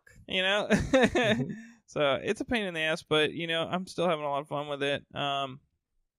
I've also been playing Fortnite. Ever since they did Season 7, I'm back into it. I'm interested again. Because, like, the whole map is different. Like, it's like a whole new area, And there's airplanes now, which is fucking tight. That's pretty cool. You know what I mean? And there's all kinds of other little things, like the sword they just added is kind of interesting. It's scary when somebody's coming at you because you hear this, like it's called the Infinity Sword, and it's like... It's from Infinity Blade. It's like, I don't know. Oh, dude. That's what it's from. Oh, that is what it's from. I bet that's exactly... That's literally what we just talked about in that article. Wow. I didn't realize they were going to put it in Fortnite. Yeah, they were like, you'll see it in random places. Yeah. And then the article was like... I didn't draw the connection there. Sorry. I should have. That was an easy one to draw. But...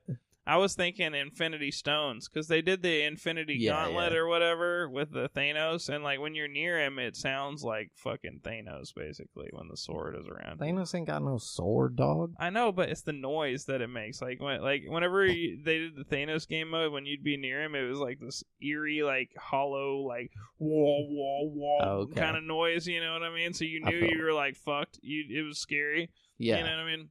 And it's the same kind of thing going on. And is it like a one-hit kill type thing? I don't know. I haven't been lucky enough to get it. Like, I tried to go get it the other day, and there's like 400 people all landing at the same spot. And so it pops up on the map where it's Well, it pops up at Polar Peak. It's one of the new spots on the map. And, like, everybody goes to Polar Peak now. There's like 50 people that'll all go there, and it's like a fight to the death trying to get to the sword. I think it's dumb they show you where it's at. I feel like you should just have to accidentally run into it. It should be randomized. That would be way more interesting, in my opinion. Yeah. But at the same time, it's nice for people like me who don't, like, I'll do it once or twice, and then I'll go play the game the normal way, and I'll have like whole towns to myself and shit, because everybody's off fucking with this sword. You know what I mean? Nice. But then at the end of the game, I have to show down with like sword guy. Yeah, that's it's just terrifying. But yeah, so that's what I've been playing. Having a lot of fun with that. Nice. So I completed Far Cry 5. I beat that. Nice. Honestly, just in time. I know. It's good. Like, my thing about Far Cry 5 is that it wasn't exceptional, but it wasn't bad. It was just a good game. It's one of those games. Did you have a good time while you were playing it? That's my thing. Is like, I don't know. Like, it was like I kept playing it because I wanted to like what's the word for it? Like, I just wanted that like fulfillment of like beating it. Of taking over areas, like, with the rebel cause. Like, we're all fighting this thing, and so like I go around and I rally up people. And I'm like, oh, we're gonna fucking blow up these trucks or do this or take it. But it was all fun, but it was so repetitive by the time I reached the end that I was kind of like, There are certain things about Far Cry 5 particularly that I like a lot more than others. Like, I think it's better than all of them. Like, it's the best Far Cry. I don't know, man. 5. I really liked Far Cry 4 a lot. 3 was my fave, dude. I loved 4. I don't know what it is about 4. I think it's the elephants. Well, you know what it is for me, I think, is like the same. In 3 and 4, you like you're constantly climbing up the watchtowers, and it's really repetitive and shit. I actually really like that gameplay element, and I think that a lot of people were annoyed with it, so they took it out of 5. Which I understand. Yeah, they even mentioned that in the game. Yeah, they made a joke about it. They're like, don't worry, you won't have to do this the rest of the time. But it's like, I liked doing that. I really did. Me I don't too. know why. It was like a puzzle every time, because you had to find the right way to climb up it, and it was interesting because when you finally got to the top, you're all like swaying in the breeze and shit. It was satisfying. And you got a gun every time you climbed up the tower in 4, so it was like that much more rewarding, I think it's good that they took it away for this game, but I feel like they should bring it back after they're done with Far Cry 5. Yeah, it wouldn't make as much sense, I guess, to have watchtowers all over fucking Montana or wherever. Yeah, that's true. And well, I mean, it also doesn't make sense for there to be fucking bears every time you turn around, or like fucking, just like a cult of 3 guys that somehow just like clone themselves everywhere. But it was fun. It was a good game. That's all. That's as much as it gets. It was a good game. It wasn't great and it wasn't bad. It was good. It was like that middle game that you play in between shit. I had enough fun with it to like buy the DLC one day when I was bored, but also I think that was also because the DLC was only like $7 or something. It's a very reasonably priced. If you do decide to get the DLC, I recommend skipping the Vietnam one and going straight for the Mars one. I honestly probably won't even do the DLC. Like, it didn't catch me that much. Like, it was worth beating. Like, I was okay, that was cool, that was a fun story or whatever. But I don't care to go further into it. It's just going to be repetitive, Yeah. Like, now, I also have been playing Resident Evil 7 since I beat Far Cry. I jumped into RE7. Cool. Fucking nerve-wracking, dude. That game is so haunting, especially and when it's just you by yourself. It's really hard. Like, and you know, all this week, like I just finished reading Let Me In or whatever, which is like fucking amazing. But anyway, so like I was jumping back and forth between. I've really been trying to read a lot of like interesting books lately. I've just been in that like bookworm mode. Yeah, I get into like the manias with books. Yeah, I do the same thing. And it's like back and forth between games and reading, and like I honestly like I got to the point to where, you know, the dad is like trying to hit you with the fucking shovel thing. Oh yeah. And like I finally got the key and got down into the basement or whatever. Okay. And as soon as I got there, I like saved, and then I was like, I'm gonna chill out for a little while, you know. And I like sat down like and just started reading and finished the book or whatever. But like, you know, my girlfriend was like, "Why aren't you playing?" I'm like, "I just can't right now. Like it's too much. Like like I was like I had to breathe. Like it was almost like claustrophobic. Like you feel like you're in there, and it's weird, bro. Yeah, the part in the beginning where when you're in VR, you know that part where you like have to go down the stairs. Oh, I've done that part in VR at your place, dude. And that's scary as fuck, dog. I knew that shit was coming, even in the non-VR version, and I like hesitated. I was like, I don't want to do this. Well, see, what the non-VR version lacks in VR, it makes up for in like really good graphics. You know what I mean? No, dude. It's really bad on mine. Really? Really bad. Like, really? It looks like how it looks in the VR, but not like. Oh, you got to come see it on PlayStation. It looks fantastic. Maybe it's my lighting settings or something, but like it's the same way. Like, you know how whenever you play it in VR, it's a little blurry, like a little tiny, just a little bit. Yeah, it looks exactly like that on my Xbox. Weird. Yeah, I was like, fuck. I was like, really? I was like, how? I wonder why. I don't know. Because it doesn't look. It looks like crazy good on like if you just play the normal version on PlayStation. I don't know if it's like. It looks great, like, besides that little blur. It's like a little, like, light blur. You know? That's so weird. Yeah, it bothers me, but I'm like, whatever, I'm going to play through it. You know, last of all, we both played this. Brent took it home last night. Yeah, Jamal let me take it home with me for the night. Took my baby. Yeah, so Smash Bros. Super Smash Bros. Ultimate. Whew. It's a hot game, dude. Whew. It's fucking hot. It's so hot. So how many characters did you unlock last night? Fucking shitload. And there was even more that I could have unlocked, but they smacked my ass fucking in a little fight. Were you playing adventure? Well, I was alternating. I would play like the little normal just Smash mode, and then I played a little bit of the adventure mode or like the spirit mode or whatever it is. Yeah, spirit. But then I mostly was playing classic mode. Classic mode is dope. One really cool thing they did in this game is that they give you like actual storylines to each character without actually giving you the storyline. Yeah. Like, did you play as Simon? Like, no, not on classic mode. I didn't even unlock Simon yet. So you played Symphony of the Night, right? Yeah. Okay. Yeah. So like with Simon, you basically go through the same like bosses from the game, but like it'll be like Donkey Kong dressed up like the closest thing to it, and then it'll play the theme for that boss in the background. Are you talking about his classic mode? Yeah, his classic mode. Yeah. And then whenever you get to the end, you actually fight Dracula. Like, what? That's tight. Yeah, and he has like a full health bar, like just like at the beginning of Symphony of the Night. Whenever you fight him, and then like you can only hit him in the head. And then, like, he transforms into the giant. Yeah, I did a Pokemon one, and you fight, like, Rayquaza at the end or some shit. And then I did one where you're, like, fucking Donkey Kong. If you do Donkey Kong's, Diddy Kong is with you in every single fight as your ally. Yeah. Which is kind of fun. Like, they even do, like, you'll fight Dixie or whatever, but really it's just Diddy Kong in his pink outfit, and he'll, like, have Diddy-type moves and stuff. Yeah. That is the coolest shit to me. It's like whenever you're a kid and you're, like, you're working with really no assets, you know, like, or with anything, like, say you're trying to play a game in real life, or like where you're like, oh, let's play Zelda in real life, you know, and somebody wants to be Link, you give them like a shitty wooden sword and like you know, like a green hat or something. It's like, oh, you're Link, you know. It's like whenever you're making your little home movies, but like in the game. So that's exactly what it's like.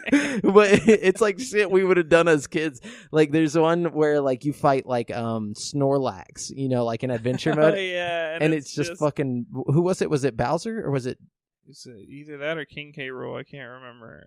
Man, yeah, it was like I think it was Bowser, and like he's got like super heavy gravity on him, so like you can't knock him off. Like, but it's so cool, like so smart. It was such a man. Like all last night was just like pure joy. Like I was just like smiling from fucking ear to ear, just like playing that shit. It was so much fun, dude. It's definitely it's definitely magical feeling. Like I really feel like a throwback to Melee, like whenever I first got Melee, and I'm just like, this is there's so much to this. Like even though it's just your typical fighting game, and then they added like squad strike mode. Did you see that? Oh, I saw that. That's cool. Like the 3-on-3, 5-on-5 thing, or 4-on-4 or whatever. Yeah, so basically you choose 3 to 5 characters. There's no you can't do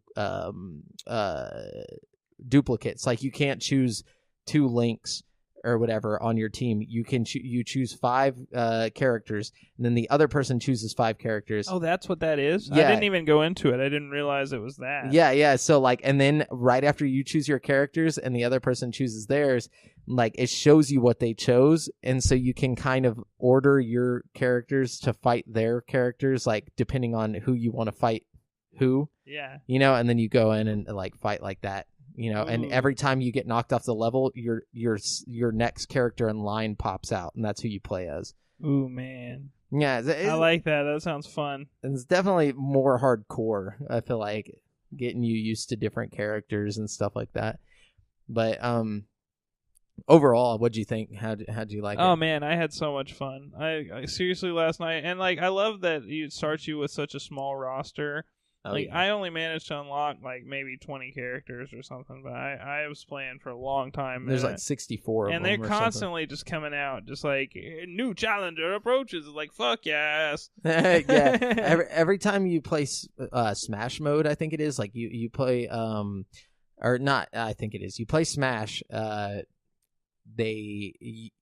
play a match, a new challenger approaches.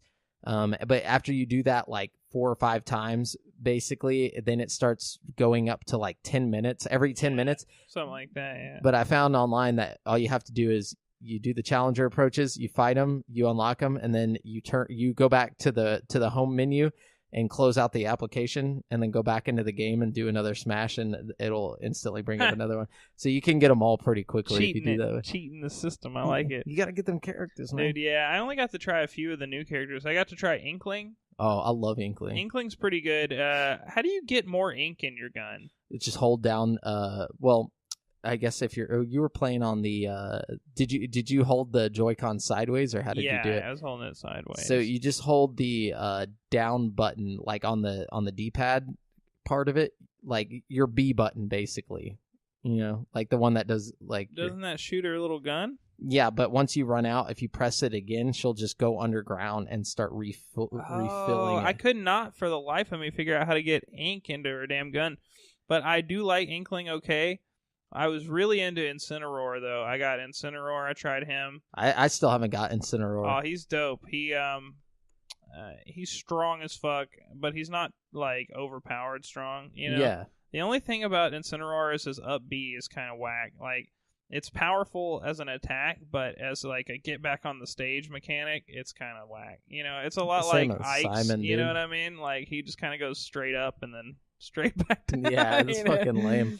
But I didn't like get that, to though. try Simon at all. I did get to try King K. Rool. He's pretty good. I love King K. Rool. I feel like they could have done more with his fucking cannon, though. Yeah.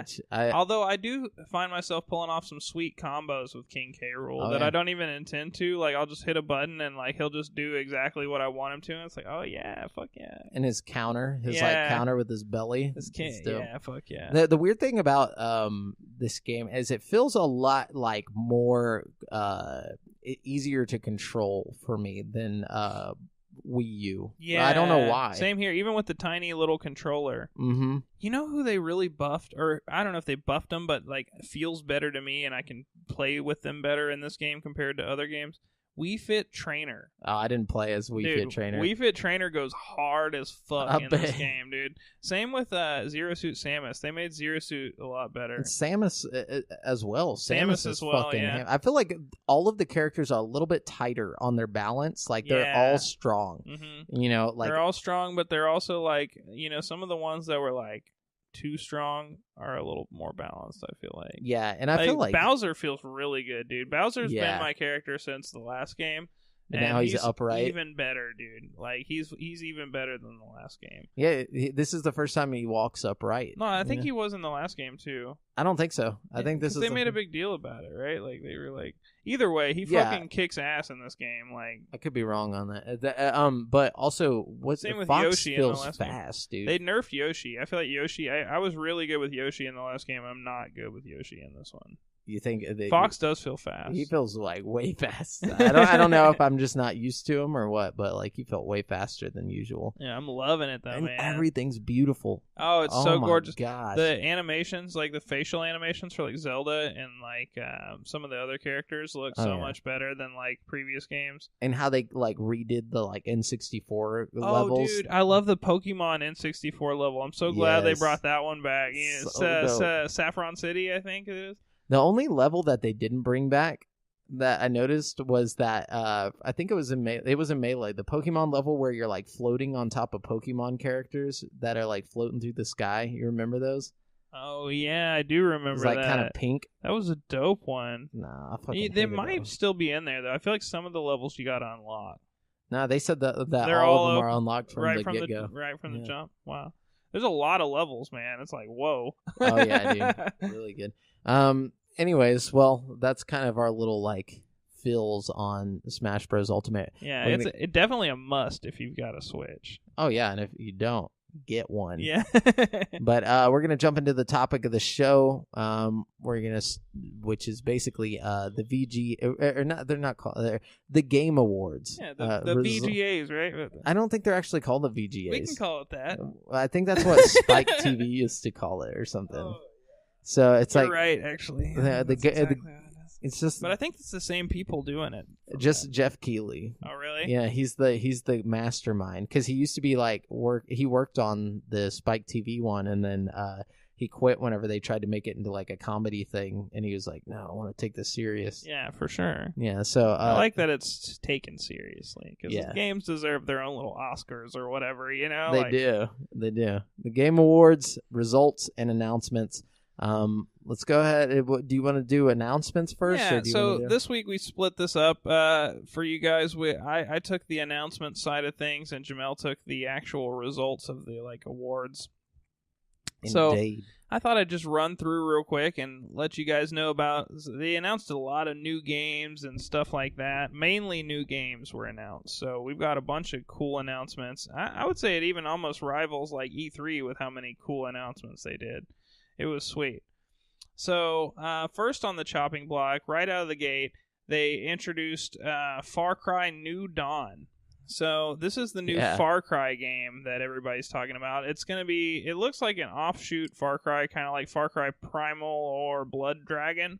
But for 5. And it's playing on the story of 5. And, Joseph Seed's in it. They pretty much, like, spoiled it for you, so I'm gonna go ahead and spoil it for you guys, too. At the end of 5, like, there's, like, nukes going off and shit. You know what I mean? Yeah, the cult leader basically had it all set up to knock out some nukes, and so you die. Right. So we're set in this new Far Cry game where it's looking like we're in this, like, post-nuclear wasteland type environment. It's set, like, years after the original Far Cry 5 game, because in the trailer, they're like, they said something about, like, we were just kids when the bomb dropped and whatever, you know? So we're set, like, not so distant future, post-apocalypse Far Cry style. And I think this is going to work really well with the Far Cry formula. You know what I mean? Like, I don't know. One thing I noticed is that in the trailer... You watched the trailer, right? I watched the trailer. Yeah, I watched all these trailers. The trailer... There's a part where he hits a ramp with in the truck, one of the characters, and there's a dog in the seat next to you. I did notice that. You couldn't do that in 5. Yeah, your dog would just randomly appear wherever you were at. Yeah, that was some bullshit, dude. I want my dog in that shit with me. Which is dope. I'm down with that, but that's the only a new thing I really saw. Everything else looked exactly the same except for like the art design looked different. Yeah, I don't know. I think that there's going to be like irradiated creatures and stuff you have to fight too, you know? Like I'm thinking they're going to get real creative with like the Fallout-y type stuff they do. You know what I mean? I would be down for that. I doubt they're going to do that though, because like it showed Joseph Seed and he's like, I thought I was going to create a better world. He's like, I guess I was wrong. He's like, we're going to have to fix it or whatever. So I think you're still fighting like the cult. Either way, I'm excited to see where they go with this. I feel like there's a lot of potential there. And I couldn't tell, are the girls in the trailer, are they the villains? Or they seem like the villains. Yeah, they seem like either the villains or you know? So either you are the chicks. I can't tell. Either you're, you know. Yeah, either way, see. I think it'll be tight, you know? Yeah. They might be doing that for like a co-op thing, you know, like how they're like twins, you know. Yeah, maybe it's like a co-op thing going. That'd be there. cool. So we got Far Cry New Dawn. That was a big announcement. Everybody was hyped about that. Then they announced Scavengers co-op. It's like a co-op space survival kind of game. Like I don't really know much about it because the trailer didn't show off any gameplay or anything. But the trailer starts with these people like flying through space, and there's like a planet that's like destroyed and big chunks of planet flying around, and like it looks like they enter like the atmosphere of Earth or some Earth-like planet, and they like crash land, and then they're like walking through some snow, and there's like robots everywhere. But I don't really know much about it, but it looks like the graphics look pretty nice, and it looks interesting. It's like a survival thing, so nice. That one looked alright. Yeah. We got a new trailer for Anthem that actually talks about the story a little bit, which is kind of interesting. It's, you know, I mean, I'm still not like as super interesting hyped, as it can get. It looks more interesting than it did before there was a story attached to it, I guess. Yeah, it still feels like a baked-in story with like your typical villain and like everything is just like, oh, you gotta stop the bad guy, and then there's like a thing. Like, I still have faith that it could be a good game. You know what I mean? I'm just not like holding my breath about it. You know what I mean? Like one thing that really screamed generic to me and bothered me was whenever the like guy like clenched his fist and like a purple like electric thing went over his like glove. Yeah, and I was like, come on. I was like, that's like Power Rangers, fucking Thanos, like everything. It just reminded me of like, oh, I'm the big bad guy. I'm the big bad guy. Yeah, it's like, guys, can we just like have a game and like not do that? You know? But I mean, who knows? Maybe it'll be good. I feel like I'm really, just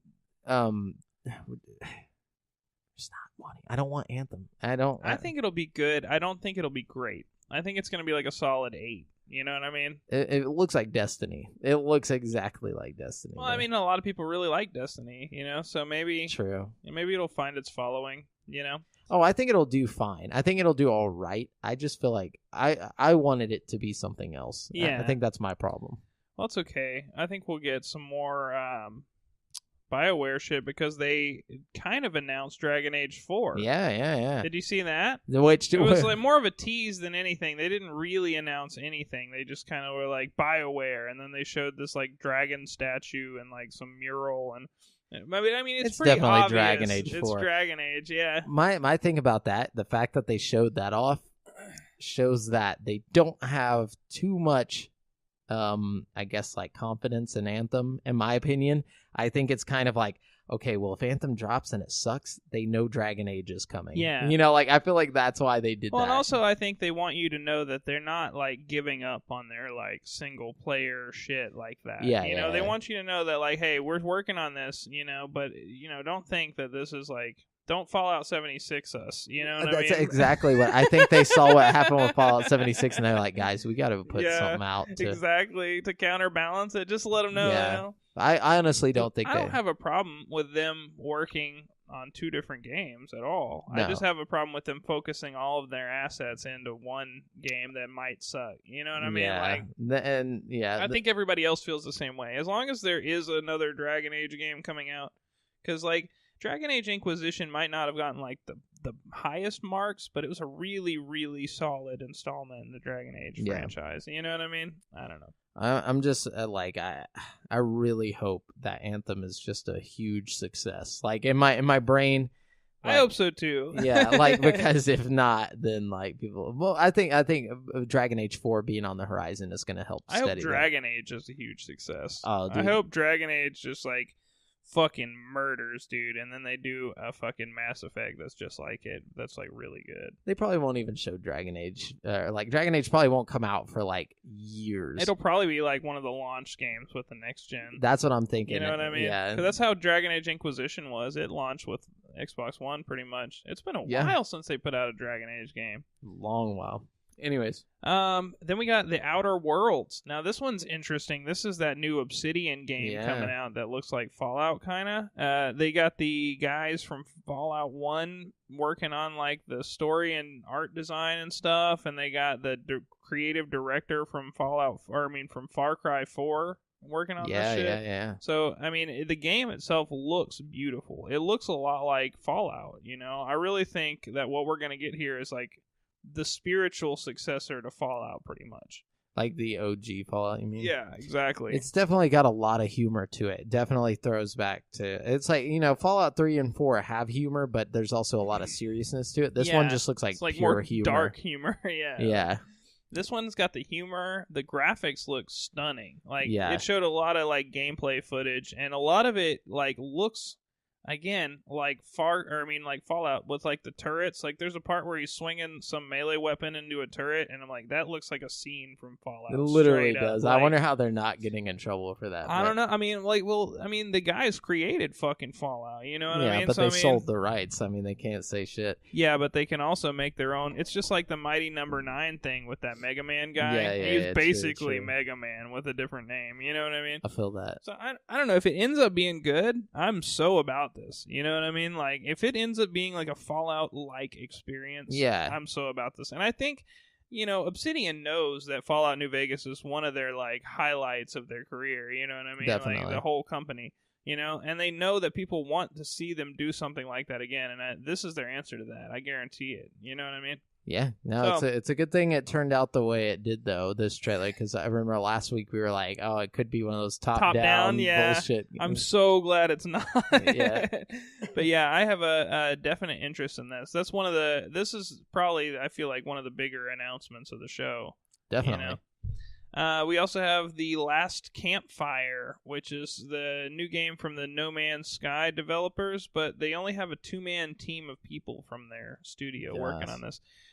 You know, it looks kind of blasé. It's just like a pixel art type thing. Yeah. I don't know, you know. It's an indie game. We have Atlas. Atlas is one we heard about before, but we saw some new stuff on it. This is the one with pirates, right? Yes. Yeah, okay. Now, this is going to be kind of like, it's made by the people who did Ark Survival Evolved, right? Yeah. And it's basically got like an EVE Online thing, and they're mashing the two games together pretty much. You know, I don't know. It looks interesting. Definitely worth checking out if you're into like No Man's Sky. I mean, not No Man's Sky. What's that? Sea of Thieves. Yeah. Supposedly it's going to be a Sea of Thieves competitor. I didn't even know that Sea of Thieves counted as competition at this point. But... For real. They said that you can expect thousands of people on one server. Oh yeah, that was Anthony was talking to me about that the other day. That it's going to be like thousands of people. Yeah, like planet-side amounts of people in one server. But with pirates. With pirates, which I'm down as fuck for that. That's like what I wanted from Sea of Thieves. It says there's going to be whole islands that you can govern in your 1,000-player servers and shit. Like, dude, I'm down. I know that sounds pretty dope to me. Like. We also have Pathless. It's an adventure game from the people who made Abzu, and it's apparently going to be a lot like Abzu. So if you liked Abzu, check out Pathless. We got a new Rage 2 trailer, which, you know, I mean, we've seen a lot about Rage 2, so you pretty much know what to expect. But if you're real hyped... pinkish. Yeah. If you're really hyped about Rage 2 and you just want to see more, there's a new trailer you can check out. We got Psychonauts 2. That was pretty crazy. Super hyped about this one. Psychonauts 1 is one of my all-time favorite games, just as far as the story and, like, as far as platformers go, it might be my favorite platformer. Yeah. Fucking Psychonauts, the original, was so dope in the way that they like progressively introduced all these like crazy powers that you get into the game, and then like how every level was completely different because every level is like inside of some other crazy person's mind, and so like you have these like entirely like you'd go into like the milkman's mind and everything's like milk themed, or you'd go into like this luchador's mind and the whole world's made of like neon playing cards. I don't know, it's really weird. Which this little like trailer though took me back to like OG Xbox, like the first Xbox, dude. like that. They managed to capture that essence, you know? And I think this is exciting because, you know, it's not just like a remake like the Spyro or the Crash, you know? I mean, it's old enough to where they could do that and probably sell it successfully, you know? But I like that they're going with a whole new game. You know what I mean? We got a whole new adventure to go on as Raz. I don't know. It's exciting to me, especially coming from an era where that's like my bread and butter. You know what I mean? This is like my time period right here. You know what I mean? Definitely. And I think the fact that they caught that nostalgia might actually be the catalyst for a generation of throwbacks to 3D platformers. Yeah, you know, because it showed the gameplay and the platforming looked real nice and crisp on it. You know, like it just as good as the original. But like, I don't know, I just can't wait. Yeah, I can tell that they're not. I was worried that they would change it up. You know, like give it kind of a new modern age style of gameplay to keep up. I'm so glad they didn't do that. I'm glad they didn't either. You know, I feel like the old gameplay works well. It's got that old like series of unfortunate events look to it. Totally. And the old one is cheap as fuck online. I think I'm going to go buy it and replay it just because I had so much fun with it. And get back to the story. Dude, it's one of those collectathons that's like so satisfying when you start collecting shit, like for real. So yeah, Psychonauts 2. We've also got Dauntless, which is a game that's already out, but they're putting a console edition out pretty soon. So if you have some friends playing on PC and you are jelly, don't be jelly no more, because it's coming to console.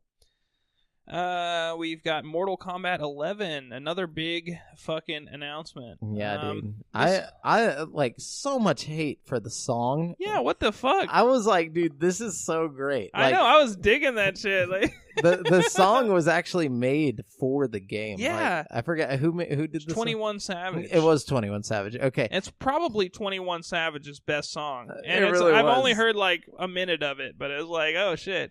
It was so brutal. It really was, dude. a lot of the trailer was weird. How like, I mean, it's obviously Mortal Kombat, but it was really funny how, you know, he'd like stab his eyeballs out, and then he'd just look back and his eyes were perfectly fine. And then like, but then whenever he knocked his or like, you know, exploded his head, then he was dead. I was like, I like assumed it would go back and his head would be back the same, but like it was still really bloody and brutal and awesome and cartoony. Totally, and it didn't show any gameplay or anything, but I mean, we know what to expect, you know. Yeah, like, you already know what the fuck's modern Mortal Kombat, dude. You know what I'm saying? Like the graphics, dude. That's what I'm saying. The graphics. You already know that shit's gonna be beautiful, dude. Like the fatalities are gonna be fataler than ever. Like at this point with Mortal Kombat, it's like getting a new FIFA game or like a new NFL. It's like it's just gonna be nicer looking.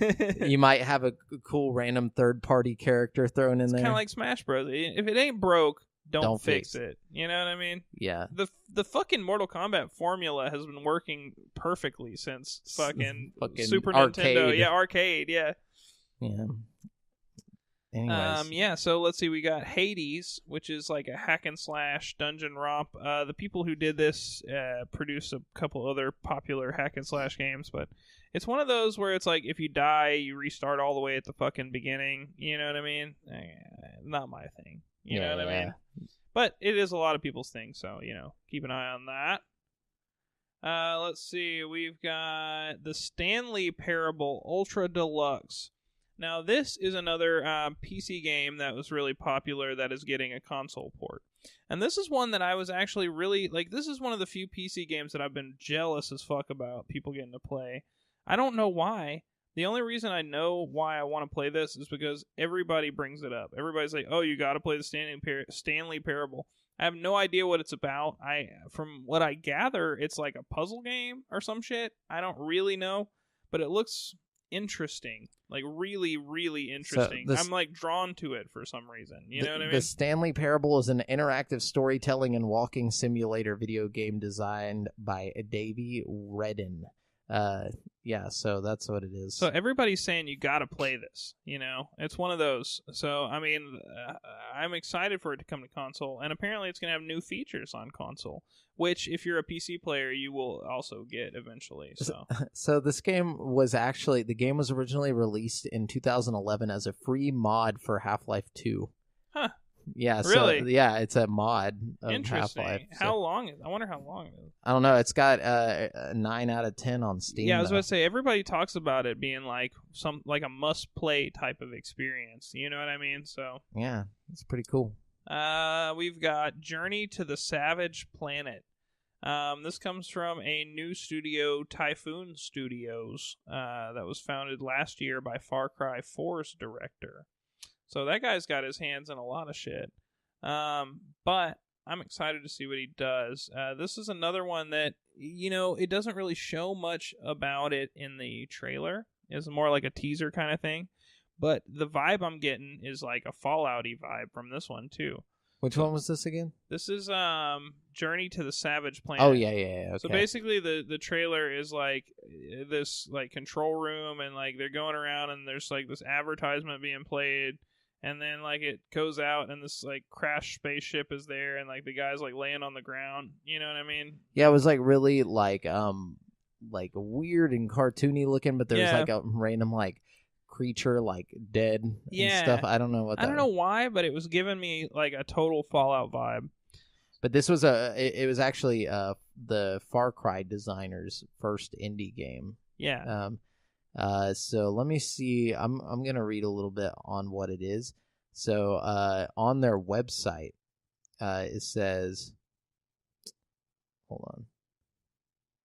It's like, just tell us what the fucking game is. Okay. It says Typhoon Studios, Far Cry dude and Assassin's Creed series guy has announced its first game, Journey to Savage Planet. It's a lighthearted first-person adventure in which players have been sent off to an uncharted planet that they must explore and determine if it is habitable. It's coming 2019 to PS4, Windows, PC, and Xbox One. Cool. Sounds fun. Yeah. Let's see what else we got. We have Among Trees, which is like, this one looks really interesting. It's like a sandbox survival game. But, like, it almost, the art style on it reminds me a lot of, like, Firewatch. Like, everything has this, like, Firewatch vibe, except for instead of, like, warm orange colors, you got, like, cold, like, winter colors. You know what I mean? But everything's real pretty like that. I don't know. I'm excited about it just because it looks so beautiful. Like, it's, like, almost cel-shaded, but not. Yeah. And then let's see what else we got. There's a new PUBG map, Vikendi. It's like a snowy island with like, it says it's got a dinosaur park. I don't know what that means. Yeah, that's probably the Jurassic Park shit. I don't know if it's a Jurassic Park. That's dope, though, if it is. They got snowmobiles. So all kinds of cool shit going on there. Fortnite has added a feature called The Block. I don't know if we talked about this already, but it basically is a little like square space on the map. Where people who make stuff in creative mode, like, they're gonna vote on it, and like whoever has the best creative mode thing, they're gonna cycle it out weekly, and like, you know, that's pretty cool. People can have their own little spot on the map, you know. Nice. So that's kind of cool. They announced Ashen, which actually is already out. It dropped. It's on Game Pass and stuff. It's a post-apocalyptic open world affair with weird co-op twist. Every player takes over an NPC when they appear in other players' worlds. Wait a minute. And is Ashen a first person? I don't think so. Okay. No. I think it's like a third person type thing. Gotcha. Let's see. We got Journey is no longer a PlayStation exclusive. What? It's going to come to the Epic Store also. Oh, okay. Yeah. We've got Ancestors, Humankind Odyssey. Now, this one's interesting. This is started by the guy who did the original Assassin's Creed games. It's a game where you start as, like, really primitive, like, monkeys, and then you, like, evolve, like, over the course of, like, hundreds of thousands of years into like humans, and like you play as like tribes of these monkeys and like pass down generational traits until you're like cavemen. I don't know. It's really weird. You gotta like watch the trailer to like really understand. I don't know. It's so strange though. Yeah, but I wonder how that concept's gonna work, and it starts out and it's like it shows you, and you're like a monkey, and you're like playing as the monkey, and you're like swinging through trees, and then like you see him get more and more like man-like, and by like the third thing, he's got like a spear, you know what I mean, and like he's getting like more advanced and using tools and shit. I don't know. It looks interesting. I think there's gonna be a lot of fun elements of like swinging through trees and stuff. Is it a multiplayer game? I don't know about that. I don't think so. Oh, okay. Let's see.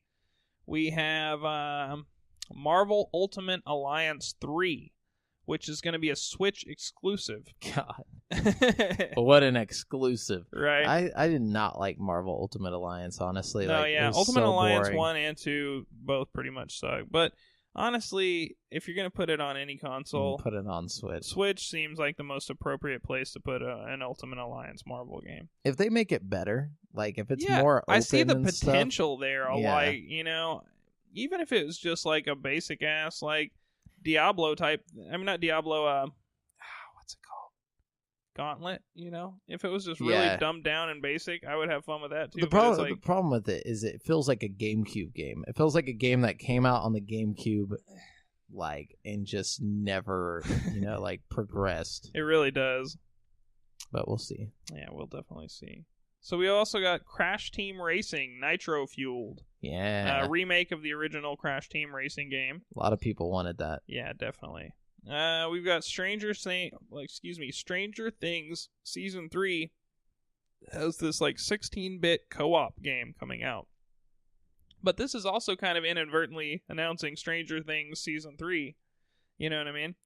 So, a little two for one there. Stranger Things 3 has been announced, I thought. Yeah, but it's not out yet. I mean, it's not like they haven't really said anything about it. They just kind of they showed said that it was mall gonna trailer. Come. Oh, they did? Yeah, a long time ago. There was a trailer where it shows it's like the blah blah blah mall or whatever, and it's like a trailer for like a commercial back in the 80s for a new mall opening.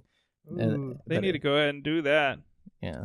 Let's see. We've also got this is one I'm really excited about. I could barely keep myself from talking about it a minute ago. Joker from Persona 5 is coming to Smash Bros. As a playable character. I saw that. Dude. That's crazy.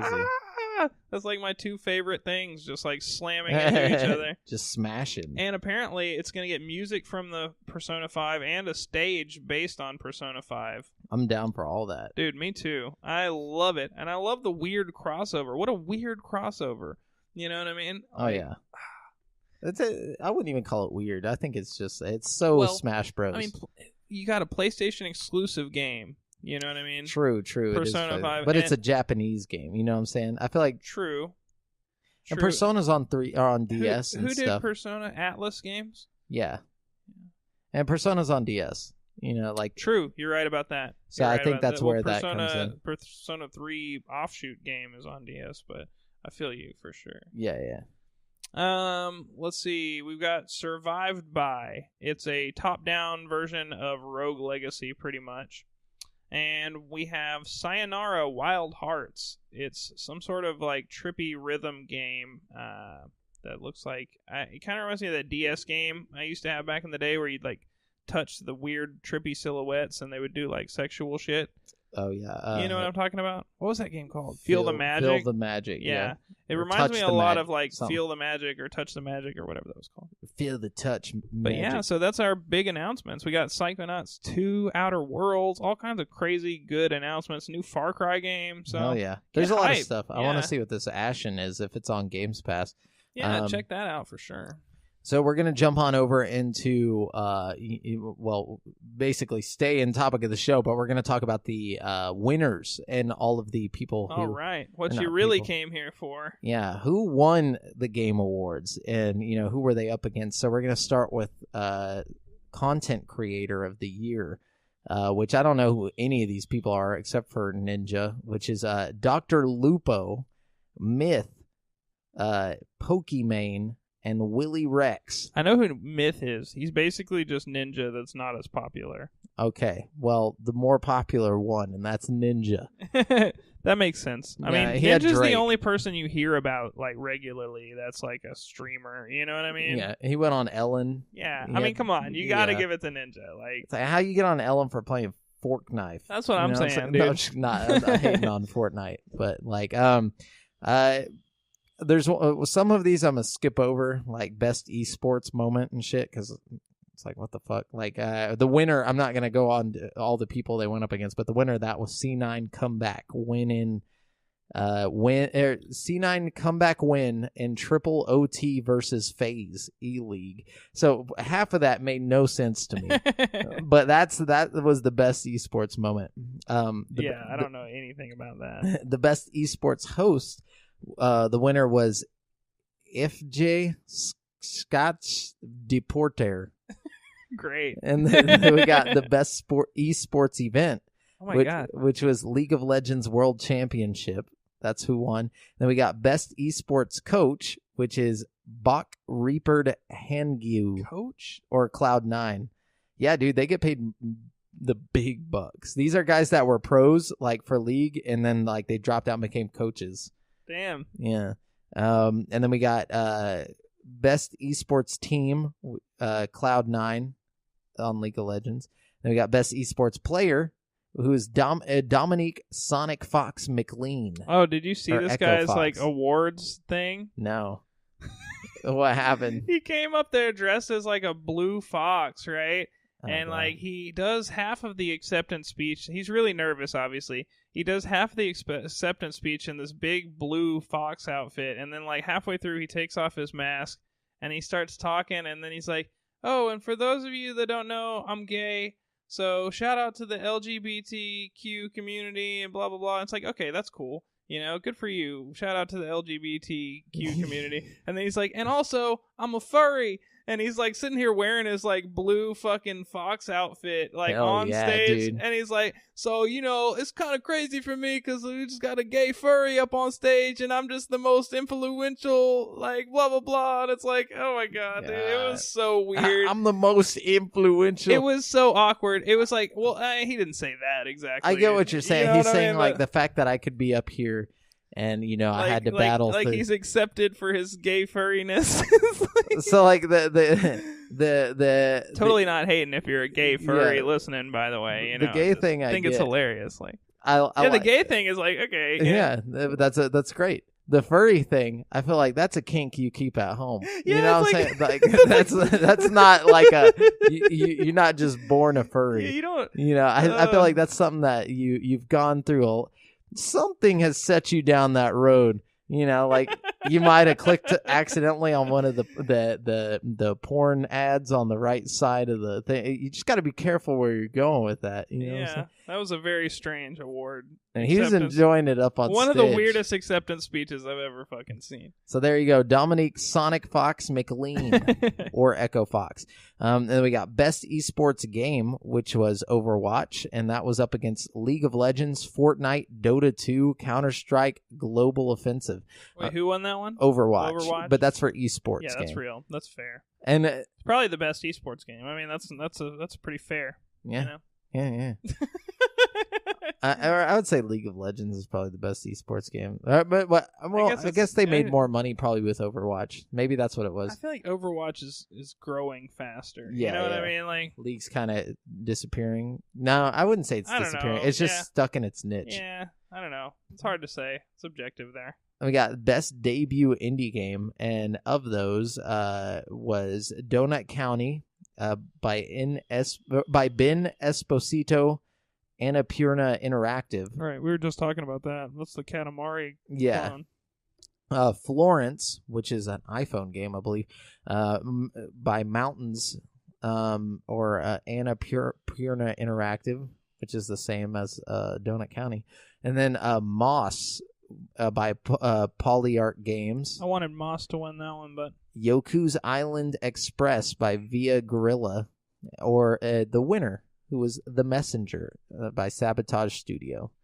It better be pretty good to beat Moss, man. Moss was a fucking classic. Apparently, people love The Messenger, man. Isn't The Messenger the one that fucked up that Philip Mewson at IGN? Wasn't that the game he was like that he reviewed and everybody? No, that was Dead Cells, Dead which also Cells. won some awards, I think. Yeah, I get those two mixed up. Yeah. Anyways, best student game was Combat 2018. Okay, so, cool. Yeah. And then we got best multiplayer game, and the ones the nominees were Call of Duty Black Ops 4. That sounds official when you say it like that. Destiny 2 Forsaken, Monster Hunter World, Sea of Thieves. What was the category? Best multiplayer game. Oh, okay. And Fortnite. And guess who the winner was? That got to be Fortnite on Fortnite. That one. Yeah. And then we got best sports/racing game. So you had the nominees FIFA 19, Forza Horizon 4, Mario Tennis Aces, NBA 2K19, and Pro Evolution Soccer 2019. And Forza Horizon 4 took the win.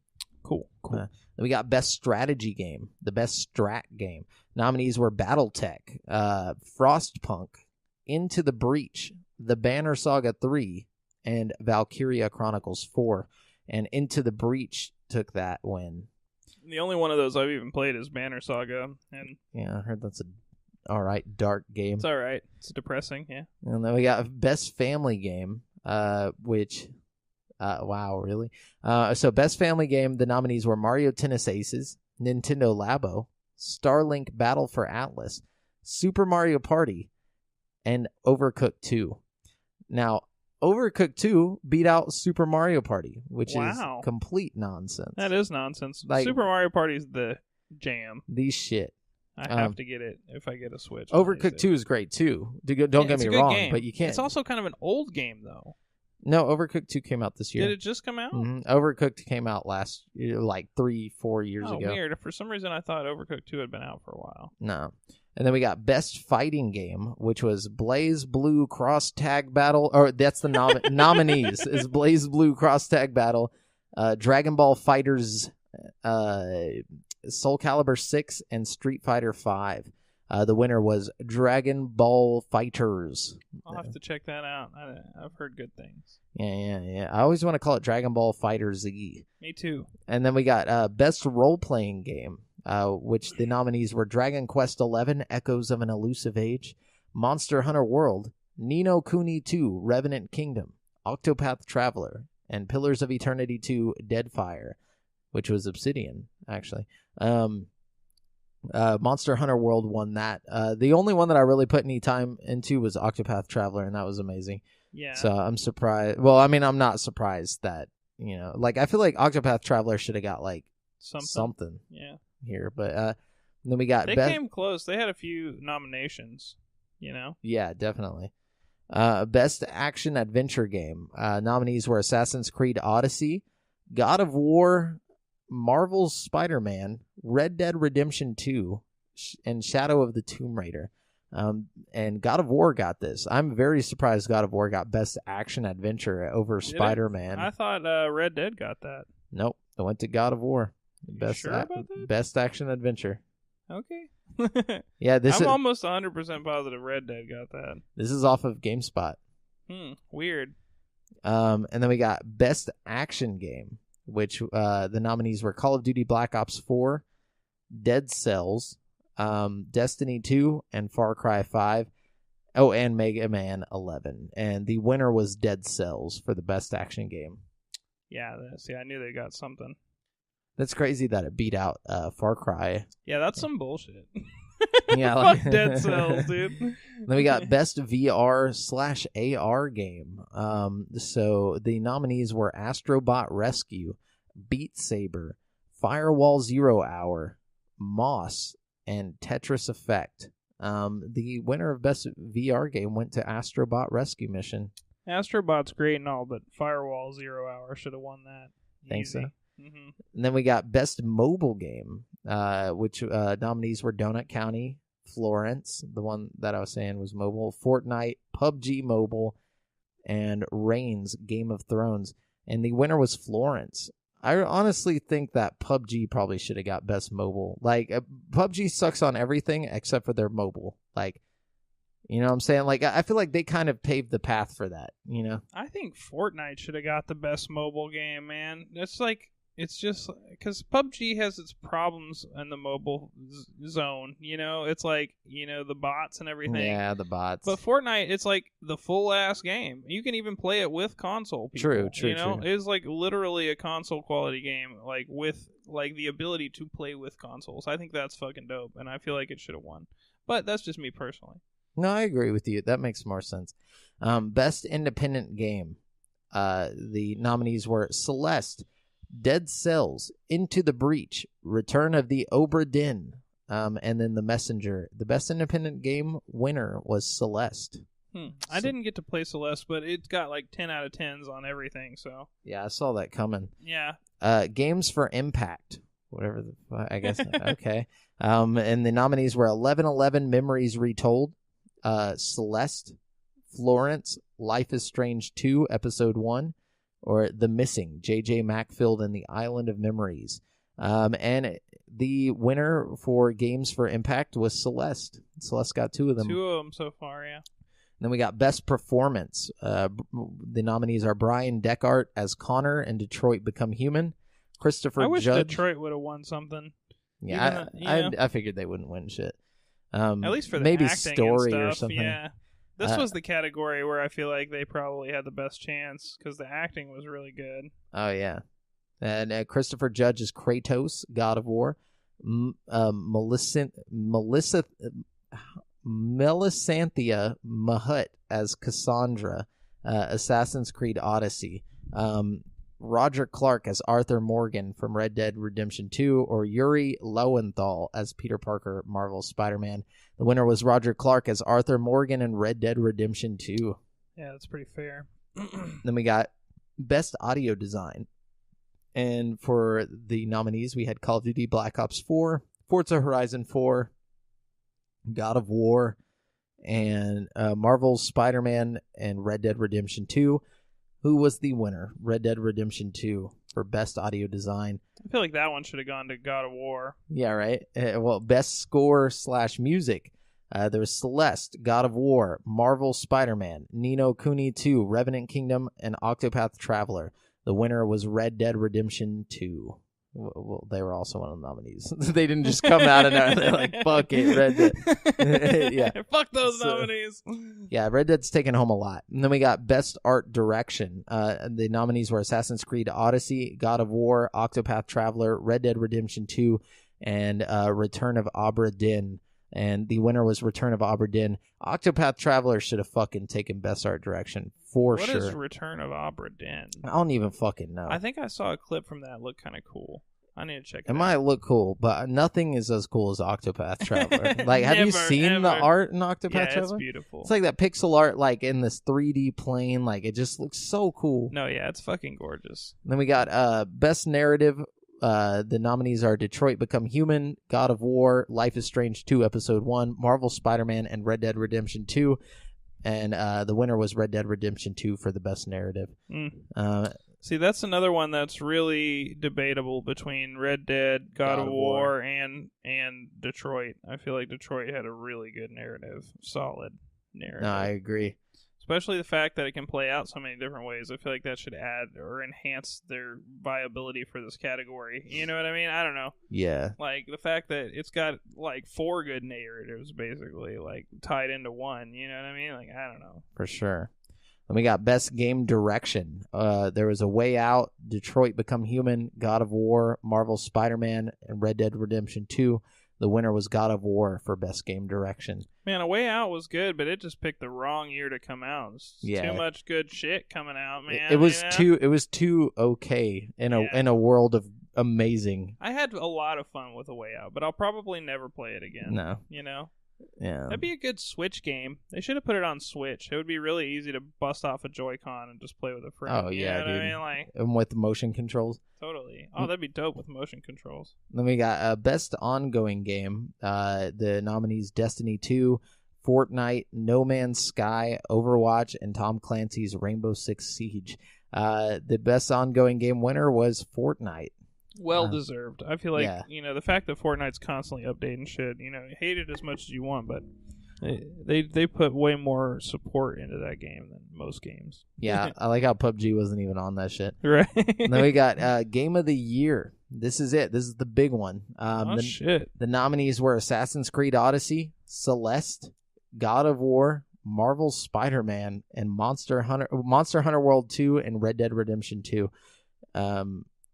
Did I say Monster Hunter World 2? You said Monster Hunter World. Okay. I don't know. So the Game of the Year winner was God of War. Yes. So that's why it didn't get most of the other things, is because they knew. That's what I was thinking. That's why when I saw Red Dead racking up the awards, I was like, either Red Dead's going to clean house, or they're just letting Red Dead have a few because God of War is going to take the big one. Which, you know what I mean? I can see a lot of people had that, I don't know which one I want, They're both masterpieces. I mean, they really are. They're both 10 out of 10 games. Definitely. And to me, it comes down to the little things. You know what I mean? God of War looks a little better to me. You know what I mean? It also didn't have a giant world But it did have a really big world. Not necessarily giant, but it was pretty damn big. Definitely. Big enough to compete. Also, without the horses and stuff or fast traveling or anything from God of War, it's almost better that you don't have that big of a world because it's you don't want to be sailing your little fucking boat all over the place for hours. You know what I mean? For sure. But I don't know, that's a hard one because God of War is fresher in everybody's. I mean, not God of War. Red Dead is fresher in everybody's mind. I feel like, but God of War, I think ultimately is a slightly better game. Yeah. You know what I mean? I don't know. I feel like it's well deserved, but yeah, I'm surprised Celeste was on that roster. Wouldn't that be some shit if Celeste just won? I think it'd be crazy. It'd be cool if it won. I feel like it would throw. I would have to go play it if it won. I'd be like, all right, I got to see what the fuck. Yeah, what's going on with this game? What the hubbub's all about. But anyways, yeah, that's it. That's the Game Awards for 2018, guys. All the announcements, all the fucking winners and losers. But everyone wins. Everyone wins by being there, But anyways, let's jump into the People's Champ. Brent, you go ahead and pick one because I know we didn't pick one beforehand. You look at those. While you're looking at those, I'm going to just talk into this microphone. Hey, guys. How you doing? It's Jamal here. You ready for some ASMR from Jamal? You want me to tap the mic a little bit? You hear that? I don't know if I'm going to take that out with noise reduction, but if I don't, you'll hear my smooth tapping. All right. I got one. Oh, someone's here. Sorry, guys. So, my boy Charles is going to take it again this week. We got 2 weeks in a row for you there, Charles. The Chastain. He says, if you could travel back in time with the explicit purpose of changing history, when and where would you go? And what single item would you bring with you? Ooh. And in what way do you intend to affect the future? God, that's tough. You got something? You got something already planned up in that brain? Yeah, I think I would... Well, okay, I'm assuming I have a way I can go back again if it turns out well. I think my first run would be more of an experiment than anything. What I would do is I would go back in time, and I would stop JFK from getting killed. Just for shits and gigs. Just to see what happens? Well, just to see if there's a continuum to it. If a week later he gets killed in some freak accident, or if the world changes dramatically. I just want to know what happens, Okay. I could always go back in time again, theoretically, if I have a time machine, to stop myself from doing it if I need to. You know what I mean? Hold on, wait. So you're already incepting. So we have to go back and stop yourself, or do you go back and kill JFK yourself on the day it was supposed to happen? Before I committed to killing JFK, I would just trust myself enough to where if another me popped out of nowhere and was like, yo, don't do it, I'd be like, all right, Brent, I'm going back. You just go back and kill yourself in the past? Oh, shit. But I think that would be my first move. I'd kill JFK.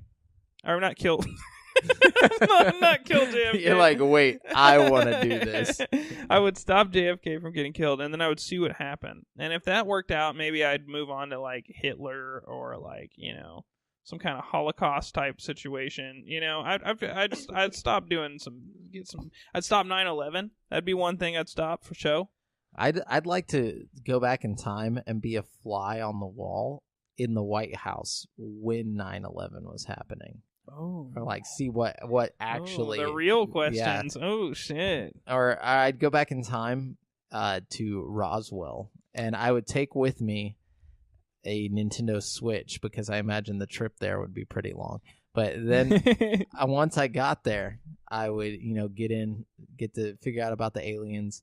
I guess that would be my one place if I had to choose. But man, that's really tough because I also want to just take a switch back to like 1999 and show myself Smash Bros. Like on a handheld and just be like, stupid little bitch. Just like, and then come back to the future and like see how I turn out from that. I think it'd be cool to go back to like ancient Egypt and blow everybody's mind with modern technology, and then have them like carve a statue of you instead of the Sphinx. You know what I mean? And then when you're born, people are like, he looks just like the Sphinx. That's about it. All that comes from that. Yeah, that'd be great. Yeah. So yeah, there you go, Charles. Sweet. There's the answers. So moving on to our other listener questions, we have Dylan Parton. He says, in keeping with last week's theme, what classic platformers minions do you think you would just fucking destroy? Example, Mario's Goombas wouldn't stand a chance. Oh, I guess he's talking about the fighting the first and fifth graders or whatever. Yeah. Okay, so, man, minions from video games that you could just destroy. I'll tell you, I'd fuck up one of those little fucking turtles that are flying around in Mario. You know what I mean? Yeah. I'd beat the shit out of one of those They're too hard, though. I'm afraid I would slip on them and stuff. Like I would just kick it off a bridge like a football. Oh, my God, that poor animal. Yeah. You know? Like, he can fly. He's straight. Yeah, that's true. He can fly. But see, I want something I can just fucking... I just want to fucking murder. You know? Like, I want them to come after me. Like, that way I have the reasoning to slaughter. What about those their the pygmy poppers from Halo? No, dude, those things are fucking terrifying. Yeah, they're pretty scary. They'd beat the fuck out of me, and then they'd suck my brains out. Well, what do you think you would stand a chance against? I'm trying to think back to a classic game. What's a classic game besides Mario? Those fucking little rats in Donkey Kong Country. You got to bring that up for Thomas. Oh, yeah. Yeah, no, I'd fucking just stomp those motherfuckers. There'd be guts everywhere. Ooh, and then that's a good one. They'd be easy to beat. I'm trying to think. That the problem is like it's not what's easy to beat. It's like what would be hard to beat. I want to switch this up a little bit. Challenge yourself. Yeah. What like classic video game villain or like bad guy would be really hard. Those to fucking alligator guys from Donkey Kong. Oh, the Kremlins or whatever, aren't they called? Yeah, they would be scary as hell because they're like jacked like humans, but they got like alligator head, so they like the big ones. The big ones that make that noise. Yeah, like when you step on them. Exactly. Those are the ones that I wouldn't fuck with. They're definitely on steroids. Definitely. No, I say those things. I could probably like wrestle one of them for about like 5 seconds before you just snap my spine in half. And I don't know what they do with you whenever they're done. Like, that's the scariest part. They probably just eat you. Yeah, that's what I was thinking. Like, do you think because like, oh wow, and like brutal the underwater fish things. Like, what if you had to fight like something in the water? Oh God. Like, what's the scariest video game underwater character? I think that shit from Resident Evil. Oh fuck. Oh, yeah, definitely. No, that's exactly. There's not much I couldn't fight when it comes to old school video game bad guys, but there's some shit that like would just destroy. Yeah. Anyways, good what question. else you got? Good question. Yeah. Let's see. Thomas Shepard says, "What is one of your childhood nightmares that you remember to this day?" Like a nightmare? A nightmare. Like you mean like sleeping nightmare or like something that's fucking haunting? Like scary, like a nightmare. I don't know. I'm saying which direction do you want to take this? Do you want it whatever nightmare comes to mind first, I guess. Okay. You go first. Okay. Let's see. I'm having a hard time thinking of a nightmare. But I had a weird-ass dream that I'll never forget when I was a kid. One time I had a dream that I was at a bar and I was like sitting there. How old were you? I was maybe 15 or 16. Okay. So I mean, I wasn't like a kid, but I was like, I'll never forget this dream. I was at a bar and like I'm sitting there and like, wait, no, I wasn't. It didn't start at the bar. I'm sorry. It started at like my high school. And like Willy Wonka came into the high school and he like grabs me and he's like, come on, let's go to the chocolate factory or whatever. And we went to the chocolate factory and we got bored and he's like, let's go to the bar. So we went to the bar and like some guy picks a fight with Willy Wonka in the bar and Willy Wonka just like beats them up. And we go outside and those guys are like smashing the glass elevator we came there in like with like, oh, you don't fuck with the like glass elevator, baseball bats, you know what I mean? So we walk all the way back to the high school, and when we get to the high school has like turned into the chocolate factory, and there's like rivers of chocolate like flowing through the high school. It was a really weird dream, and I don't know why it stuck with me, but it was like one of those dreams that was like so realistic that it's like, it was weird. That's pretty intense, man. That's a pretty intense dream. It sounds like a good night out, though. Yeah, it was interesting. It was like, oh man, I feel like it's a real memory I have almost because it was such a realistic dream. Like, I thought of a nightmare, like an actual nightmare that I had before my house burned down for the second time. It was very, very close to it. That's why I think I remember it so well. But out where I used to live, where my house was, we had like a bunch of land, like in a bunch of. Brent knows this. Brent's been there a million times, but I'm just talking about it for story's sake. Anyway, so I had a bunch of land, like 24 acres, and then like in my dream, I walked outside of my house, and the grass had grown really tall to the right side of my house. Left side, everything was normal. Right side, it was like signs, cornfields almost. Weird. And my little sister at the time, I was really little. I think I was having this nightmare probably around 11 or I think I was like 11. My little sister is 4 years younger than me, so she was little at the time, and I saw her out there. She's like a little girl wearing like a in my dream she was just wearing like your typical like little girl like outfit, what I'm saying? Like it's like what you picture a scary person or a scary like scary movie little girl. Yeah. But so she's wearing this and she's just like all innocently running around in the grass, and I suddenly get really terrified. Like in the dream, like I felt this like fear, and I was like, get away from the grass. Get away from the grass. And she's not listening to me because she's little and running around being stupid. Yeah. And this giant fucking Bulbasaur, I'm talking like 2-story tall Bulbasaur just busts out of the grass and eats her head. Like, oh my just, God. It like sucks her head off, like, and like she just looks like a doll, like a doll, and just kind of falls over. And like, that's terrifying. And like, and the Bulbasaur just drops back into the grass, and I remember just like screaming like in my dream, and like, I felt like it was my fault, like I was just like, oh, and it was horrifying. What a weird dream, dude. It was so terrifying. And but yeah, I woke up from that and I was like pretty depressed for like a day or so just because of that dream. I don't know why it was so terrifying to me and why it was Bulbasaur or anything like that, but fuck Bulbasaur. That's terrifying, man. Yeah. I just thought of a nightmare I had when I was a kid. I had this dream one time. I used to be really afraid of Chucky. Like the doll from Child's Play.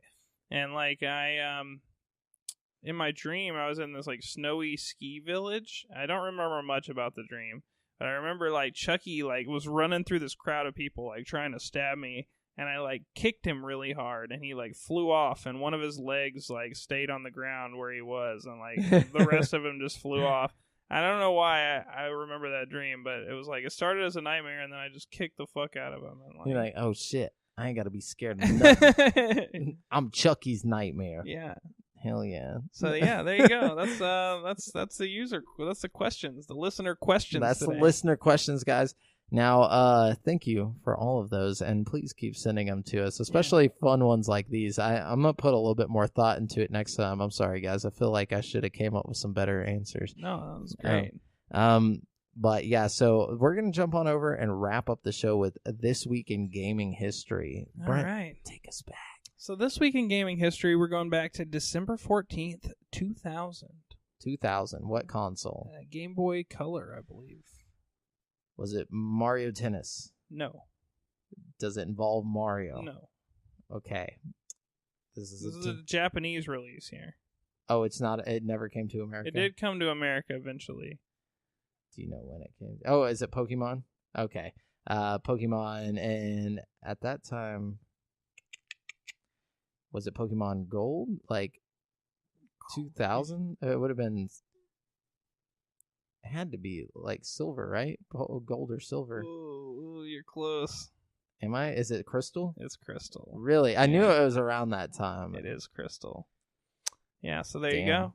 And then on December 9th of 2000, Bandai's Wonder Swan was released in Japan. Never would have thought of that. I don't even know what the fuck that is. That's because it only came out in Japan. Yo, fuck Japan for taking all the swans, bro. Powered by a 16-bit central processing unit, the Wonder Swan took advantage of a low price point and a long battery life in comparison to its competition, Nintendo's Game Boy Color and SNK's Neo Geo Pocket Color. Later improvements took advantage of quality upgrades to the handheld screen and added color. The Wonder Swan is playable both vertically and horizontally and features a unique library of games, including numerous first-party titles based on licensed anime properties, as well as significant third-party support from Square, Namco, and Taito. Overall, the Wonder Swan, in all its variations, combined to sell an estimated 3.5 million units and managed to obtain as much as 8% of the Japanese handheld video game console market before being marginalized by Nintendo's Game Boy Advance. Damn. Retrospective feedback praises the potential of the Wonder Swan despite its low sales and its brief time holding its own against Nintendo in the marketplace. That's pretty cool. I didn't know that was the thing. It sounds like it was way ahead of its time. Yeah, it looks cool. When you look at it, it almost looks like one of those like TI-85 calculators or something, but it's like, I don't know, the games on it look pretty cool, and it had like Final Fantasy 2 or some shit on it, and like it had a One Piece game. Weirdly enough, yeah. I thought One Piece was like a new thing, but I guess not. No, that's pretty cool though. I like you could play it vertically and horizontally. Yeah. Anyways, so that's it for the show, guys. Remember, you've been listening to GameSpeak Podcast, courtesy of CreateForSanity.com. The show posts for free every Wednesday on all podcast directories. Be sure to submit any questions you want read on the show to GameSpeak Podcast Facebook group, and check out our video content on YouTube. All you have to do is search Create for Sanity. It's all one word. And if you want to stay up to date with your boys, you can find me on Twitter at the handle Aljaafreh Jamal and Brent at Brent Has One. And check out the GameSpeak Podcast Instagram. Until next time, listeners, later. Goodbye.